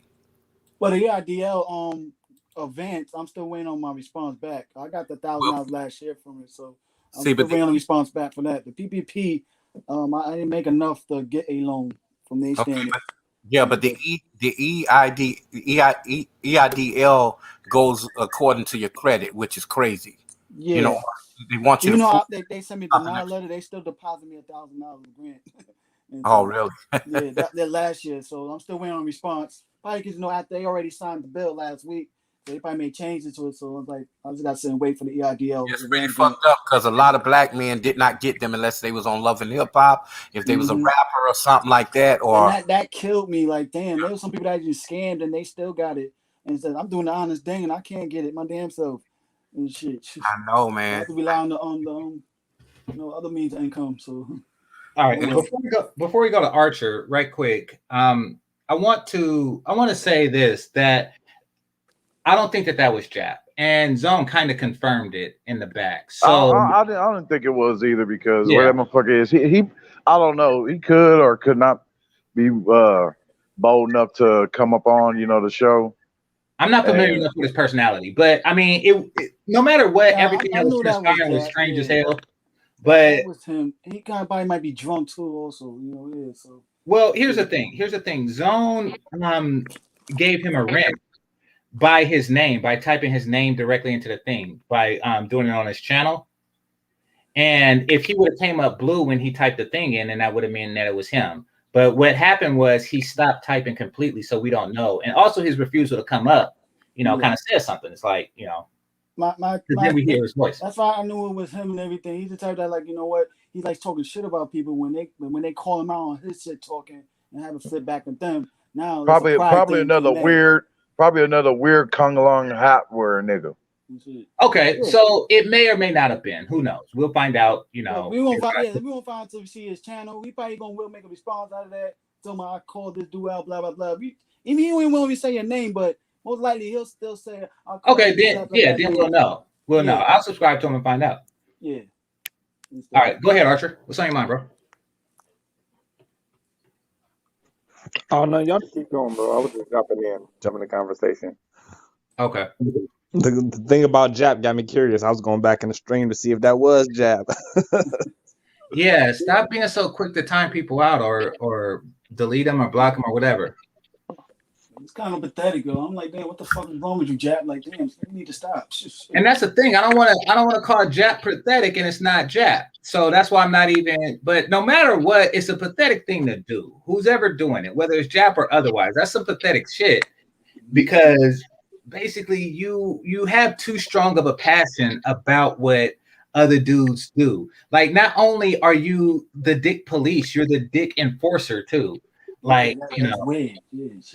I mean, Jap kind of moves like Donovan. I don't see Jap on many just jumping on many random open panels. Like, I don't see. He kind of moves a lot like Donovan Sharp does. Only time you see him on a panel if it's like pre set up or a show panel. I don't see him just jumping on random panels. He ain't a panel hopper, so I don't know. Okay, that'd be uncharacteristic of him. Okay, so yeah, like I said, I didn't know his character, and yeah, if this is out of character, then it's probably not him. I mean, because it's out of most people's character. That's just like weird behavior, but I don't know. I can definitely find out through Facebook. Yeah, you always be on. Well, yeah, you can do that, but yeah. So you guys were talking about black women relying on black men's inability, being economically unstable. Yeah. I wouldn't even say they rely on that much, as so much they don't even value that. The average black woman in her in her premium years, before she gets a lot of mileages and hit the wall, hit the test crash wall with the dummy inside the car. She's not even looking at a man economically. She's looking at him for fun. So I think most black women would prefer a man who is more fun and exciting than a man who's more boring and stable. Well, what I mean by Yeah. that is they're hoping for men to look to them for economic stability. And I've had this happen. I've had this happen to me where women try to sell. They work under the assumption that I'm not economically stable myself. And they try to seduce me, not with their, obvious feminine wiles. They will try to seduce with, I work as such and such, Well, that's typically what happens in Black America, though. You get a lot of black men that in their young years, they chase the cat. And in Black America, in order to chase the cat, you got to invest your money in the way you look as a black man and how much you're able to entertain these hoes. Which, when you get to your 30s, you find yourself with nothing. Not really invested much. Not even that. Let me finish right quick. Let me finish because even the black community, we're so against tricking and stuff. A lot of black men put their so much of their time into chasing women. And a lot of other groups of men who don't who are more pro tricking, they're able to get their nut off and still chase the bag. So we got a culture of black men. So it's not even that these women are relying on it; they just expect it because of the way our society has been programmed to move. And black men, we don't really do much to put ourselves in a winning position in our 30s and 40s because we're too busy chasing hoes, which is time consuming and money consuming. So if men, black or otherwise, are chasing a cat, then why not just use the cat as a selling point? These women are using cash. They're using their fucking careers and degrees and shit as a selling point. Let me offer a hypothesis. I have a different theory about that. Yeah, go for it. And test this out in your own personal life because I'm fucking fascinated by the answers to this question, right? Most black women are told by their mothers and their mothers' mothers and shit that that it's your baby. That whole mama's baby, papa's maybe. That's not only a slur on the man, that's really a declaration for the woman. Like, no matter what, it's my baby. And so what I think with black women, because they own the babies, they also own the family unit.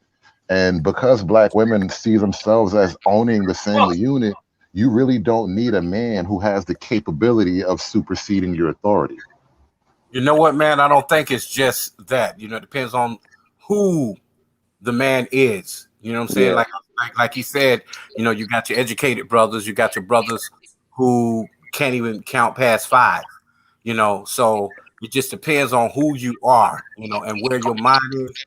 And I will say this: you do have a lot of guys who will go for, a woman who says, "Oh, well, I get food stamps. I got my own apartment, government, the government went." Exactly. Yeah, the government gave them that shit, and they gonna come at you like, "Oh, you gotta have the same thing I got, bitch, like you earned it." Bitch, please. Exactly. Not even that, just a free ride. Just a free ride, hey, you can come stay here, but as soon as she get mad, she gonna kick his motherfucking ass out.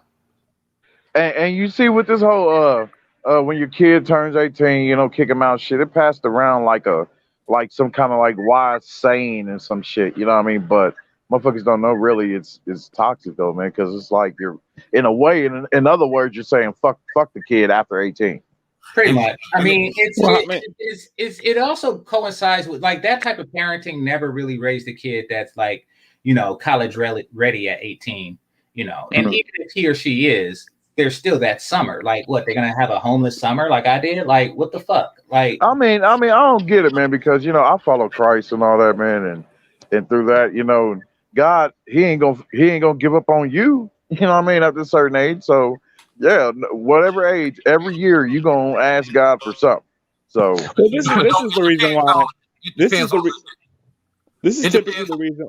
I say this is the reason I typically say Black American women are the most American women in the world. Like, they're the most Americanized and believe in the most They buy into the concept of America more than any other group of people, even white Americans. So America says you're adult at 18. Black women are like, well, you're an adult, go out and do it yourself. You got to survive. You got to get out, fuck out my house and go do your own thing. That's the way Black American women view the world. So kicking their kids out at 18, you got to look at it. It's not really a big deal to them because most Black kids can't even read at grade level. So they're not really doing anything when the kids are there anyway.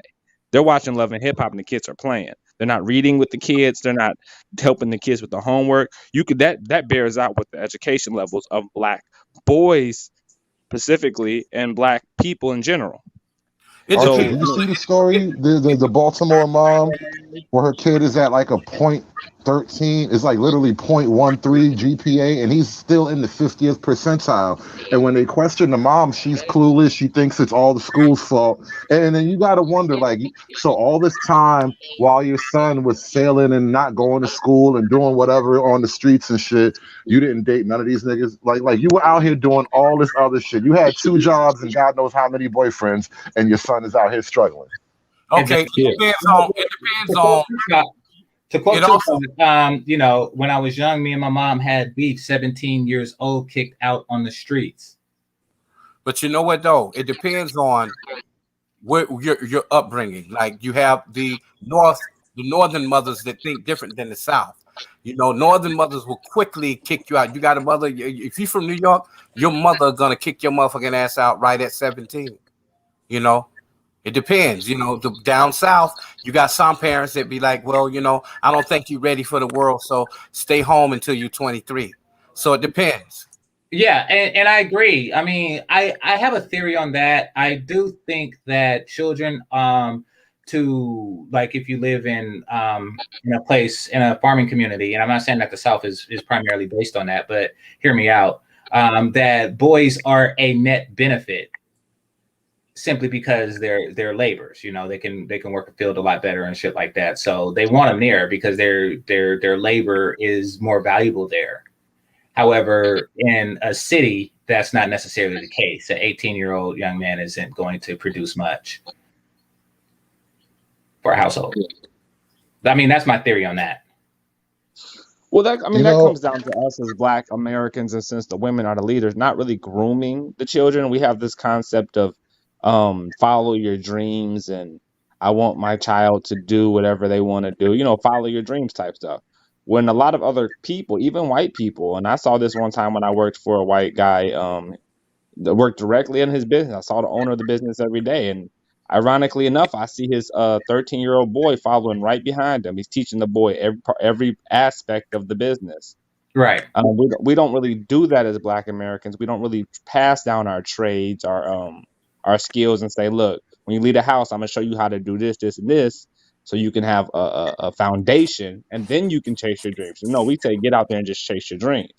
And an 18-year-old dude or 18-year-old girl who has no financial foundation given to them by their parents, just chasing dreams, are gonna be nothing but a bump. I mean, there's something. If you look at that Bill Moyers documentary we were talking about before, right?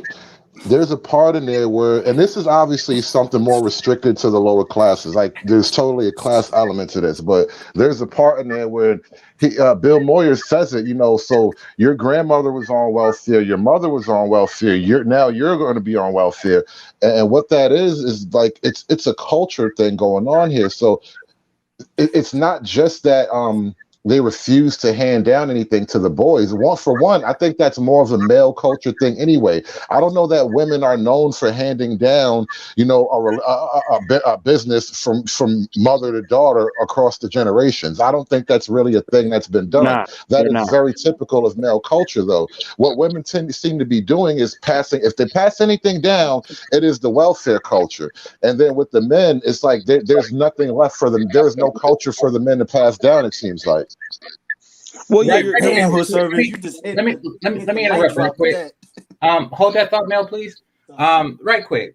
Okay, so I see people are attending to this Just Sarah chick. Listen, this bitch is crazy as fuck. Okay, this is a comment that she left on my show. She also goes by the name Summer Madness. Okay, she says this video had nothing to do with colorism, her skin tone. Yet you brought up Why? Yet you brought it up. Why? The light-skinned women who follow you are not married themselves. I guess that's the irony itself. Okay. And then I replied, Rachel Brown brought it up because she accused me of bringing up the topic out of nowhere. I said somebody else brought it up.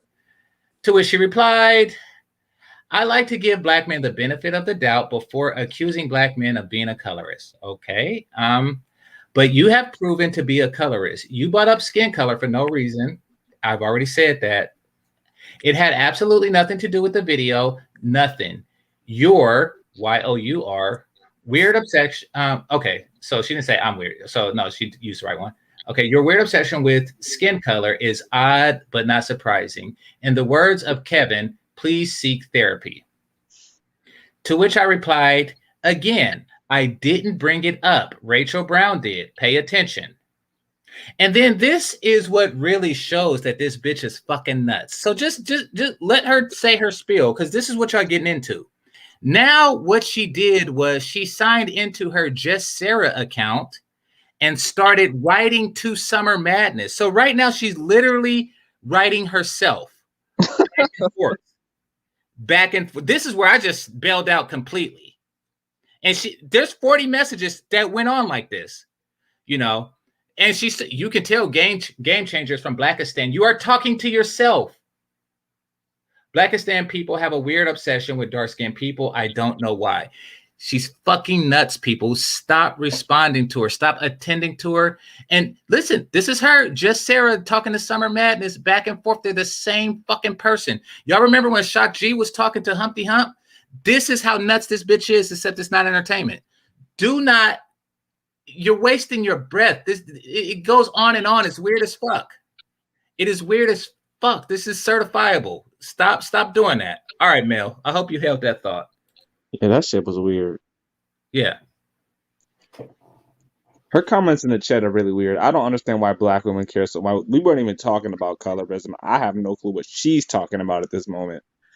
I don't get it. Like, no, so some chick, Rachel Brown, brought up colorism, saying that I was a colorist just randomly, like out of nowhere on my last stream. And then I responded by playing the light-skinned song. And then she said that I brought it up. And I said, no, Rachel Brown did. And then she said again, see, you brought it up. I like to give them a chance. This chick is fucking weird.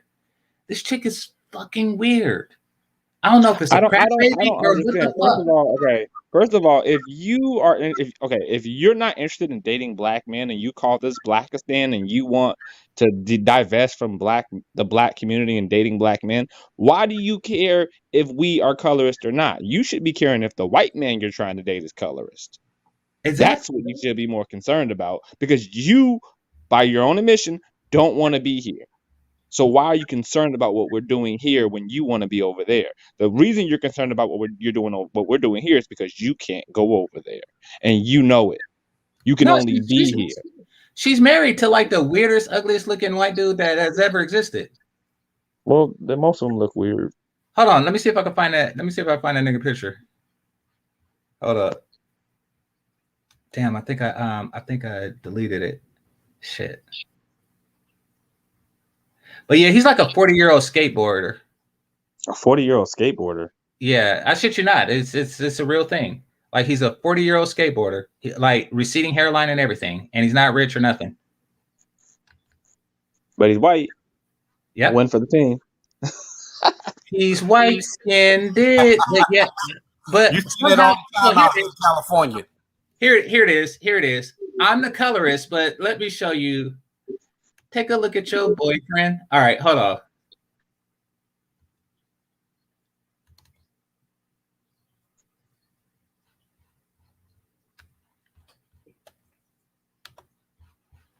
I don't. Hold on.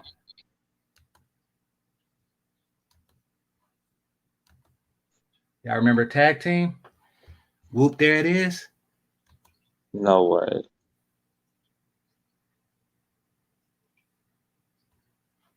Yep. Now, is that his skateboard face or his nut face? Because I think he fucks with the helmet on. Well, he's probably one of those like yellow bus people. But hold on. So are you saying that she pays all the bills in the relationship? He like rides a skateboard all day. Like he doesn't have a PlayStation. He's not a PlayStation nigga. He rides skateboard and shit because that's white boy stuff. Well, so this is their house. This is their house. Now keep in mind, look at how old this nigga is. Look at his hairline or the lack thereof. He is an infinity-year-old white dude with that hairline. Do you know how much money I would have if I were white? But look at this dude. Look at their dwellings. They put that blanket over the couch because it's all kind of soiled and shit, and they can't afford another. This is how they live. The Christmas tree is 3 feet away from his feet because the living room is so fucking small. Damn. You know, like that drape in the background, that's covering up holes in the wall and shit. And he is 2.5 feet from the TV because that's how big their living room is. Why the fuck does he even need a remote? This is who she decided to let into her vagina until sickness and health. So it's like, listen, you're weird as fuck. You know, like this is what you look like.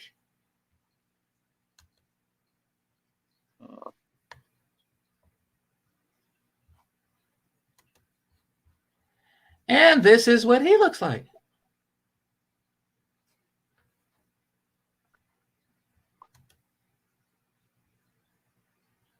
Yeah, she's trying to dress him up though. She be trying.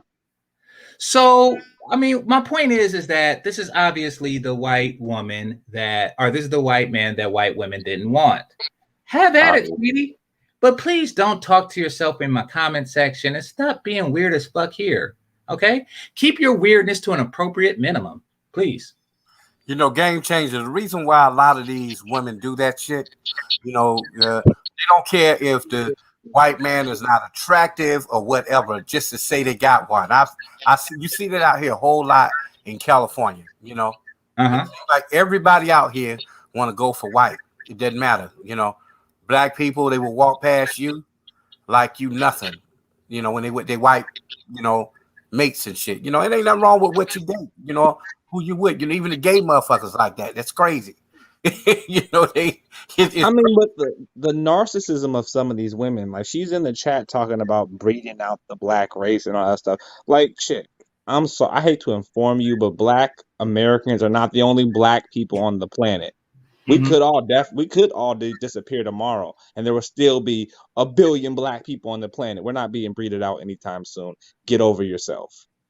You're not doing anything special by taking some white dick. Nobody cares. This is true. This is true. All right, but I interrupted. I just had to, like, because people was responding to her and just she's better off ignored. But go ahead, Mel. Did you hold that thought? I probably lost it. Yeah. Oh, sorry, man. I'm washing dishes, man. Yeah. No. You go ahead. Okay, so what I found is that a lot of black women in particular are babysitting their children as opposed to raising them. Yeah. Raising would consist of things like assuring that their kids get extracurricular activities, and I'm not talking about the free shit that they offer through the public school system, like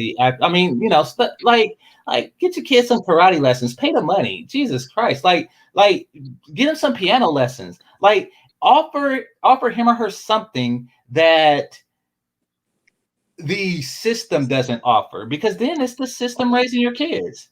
Well, the GameChanger is a problem. There's a problem with that, and I brought it up earlier. It goes back to black women being the most Americanized group of women. They don't know any other way of operating in this world outside of what the system tells them the way you're supposed to operate. So they live in the box. You ever say think outside the box? Black women live in this American thinking type of box more than any other group. You ask a black mother, what does she want for her son? College is always, you know, she doesn't know any trade. She doesn't talk about any type of investments. It's always go to school, go to college, yada, yada, yada. The same old spiel, you know, the traditional route that she is taught because she's Americanized to believe that's the only route and that's the correct route. So you're saying teach their kids something that's not being taught in school, educate. Like they really think they're doing something right. They really think they're the best parent in the world just by getting their kids, not even getting their kids college ready, but if their kid does get to college on his own or on her own, they think they've accomplished parenting greatness because they live within the box. And that's all. I want to call something out though. Notice how your kid go to jail. Oh, he's a bad seed. Your kid goes to Harvard. Yeah, I raised him right.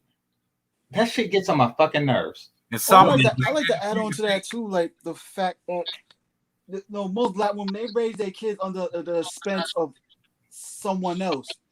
3 factors: either the simp man that came across that they take advantage of, or their mothers, or their sisters, and sometimes brothers, the aunt and uncle, and shit.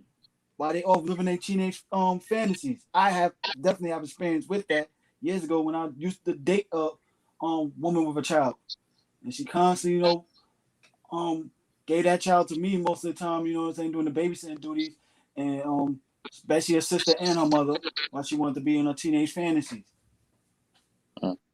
Hey, y'all ever date a single mother and she just and y'all observe her do some weird ass parenting shit? I got experience with that. I've seen that all the time. If I'm in a time machine and go back to see my younger self dealing with that chick, yeah, I would probably put some smack down on my face and be like, yo, hurts. Don't even deal with her. You know what's so fucked up about like the current? Right quick. Go. I took this one chick to a company picnic, and since it was a event and there was a lot of shit there, I said she could bring her son, right? And it's free. So we kick it, we did the whole thing, and so the way California is structured is, why is everybody leaving at the same time? Oh, that's weird. Okay.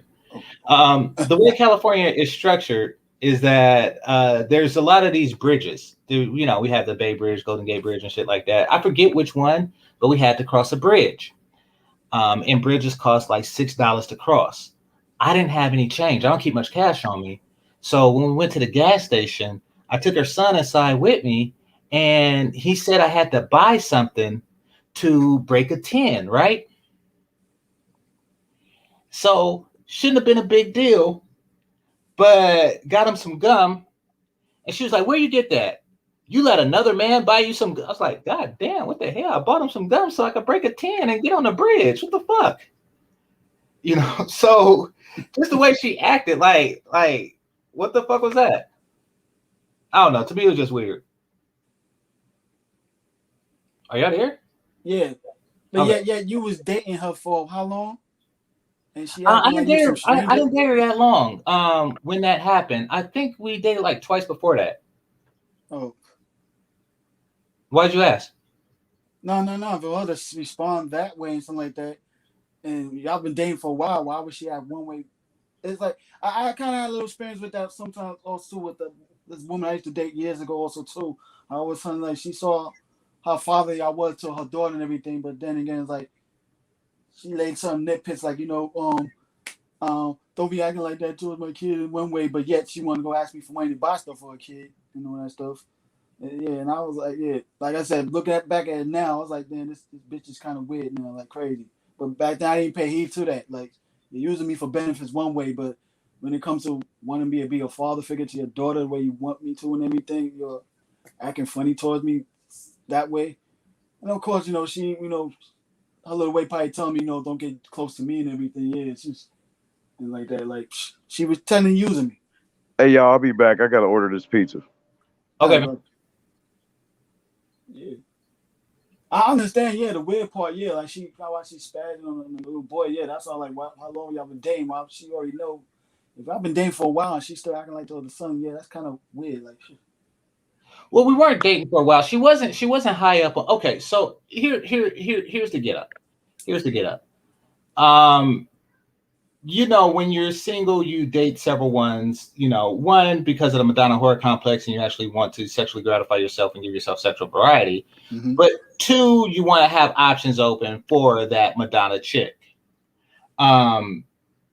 With her, she was best suited for the event because she was a single mother. Like, as far as pussy points, I'd get more from her than a childless chick. Because with a childless chick, you just taking her to an event and she's just like, oh, why you taking me to some free shit? Mm. But with her, it's like, oh, you showed me and my son a good time, and maybe even lose track of how free it was, you know, because she's more focused on the son's happiness. So it's strategic. Yeah. But was she like the one I was primarily dating at that time? No. Uh-huh. So when I say we only been on a couple of dates, these were like, you know, maybe like 4 to 6 weeks apart. Oh. So it's like that type of situation. Oh. Then I guess with her, like when she did that to her son, like she probably maybe in one way she probably know how her son could be manipulative in one way. She spazzed him like that, or maybe the fact like we asking no. I guess that's her way of saying don't be asking grown people for stuff like that if you don't know them that long like that. Like just like you said, you haven't been dating that long, so you don't really notice something like that deep like that. So like shit. Yeah. So somebody said, "Oh, I see." So yeah, I guess gum is gonna be the new stove, huh? Oh, you bought him gum. These niggas. I would love to see that happen. Hey, for all the smoke, I guess. Yeah. Yeah, it started getting boring right after we started talking about you. See what you are. But anyway, we did reach the 3 hour mark, so I'm gonna shut down. I know Melody's probably asleep, but Mel, you got any closing words? Nah, not tonight, man. Yeah, I'll wait for tomorrow's show. See what's up. Okay, yeah. I'm doing movie night tomorrow. No crazy bitches. I'm doing. In fact, she was probably that person pretending to be Jap earlier. Anyway, we'll see. I can find out the response of what he did and see either through Facebook and YouTube. Yeah. That be Jap. So, yeah, but most likely that I thought that was Jap. Yeah, because he been like I said, he been on his terror rant with the Passport Bro so much, and he's starting to get snapped back at him about that and everything. They pushing back, and unfortunately, yeah, he probably watched their videos also too with your response and stuff. So yeah, so that's and be mad because you call out. You feel like you have the right to call out people forcibly the way you did and incredibly, but don't expect those dudes to call back at you. That's like when the Manosphere was created. When we call out the women's behavior, you don't think we was gonna expect no pushback from them? That'd be stupid. Think that of course we gonna get pushback from them because we tell them the truth and everything. Yeah. Well, I'm not on Facebook contacting dude, but I mean, if that was you a weird ass nigga. Yeah, that definitely. I mean, if it wasn't, then you know, then we just brothers that agree to disagree. Yes. You know. Exactly. Either way, it's not really my thing. Yeah. So so the movie tomorrow is going to be Acrimony. Miss Independent got it right. Ironically, you're reviewing Acrimony, but no crazy bitches allowed. Yeah. So yeah, that's interesting. Yeah, I'm reviewing Acrimony tomorrow. So free of charge. Feel free to come through. The Zoom link will be out there, and yeah. So you already said your last piece. Conservative left. So like to thank the Cash Apps and Super Chats. Like to thank the moderators, those who are listening silently, and those who participated in chat. I'd like to welcome all of the new members only people. I'm going to do a members only video soon, if not tonight. So stay tuned. And yeah, this is GameChanger 00100. Game over. Peace.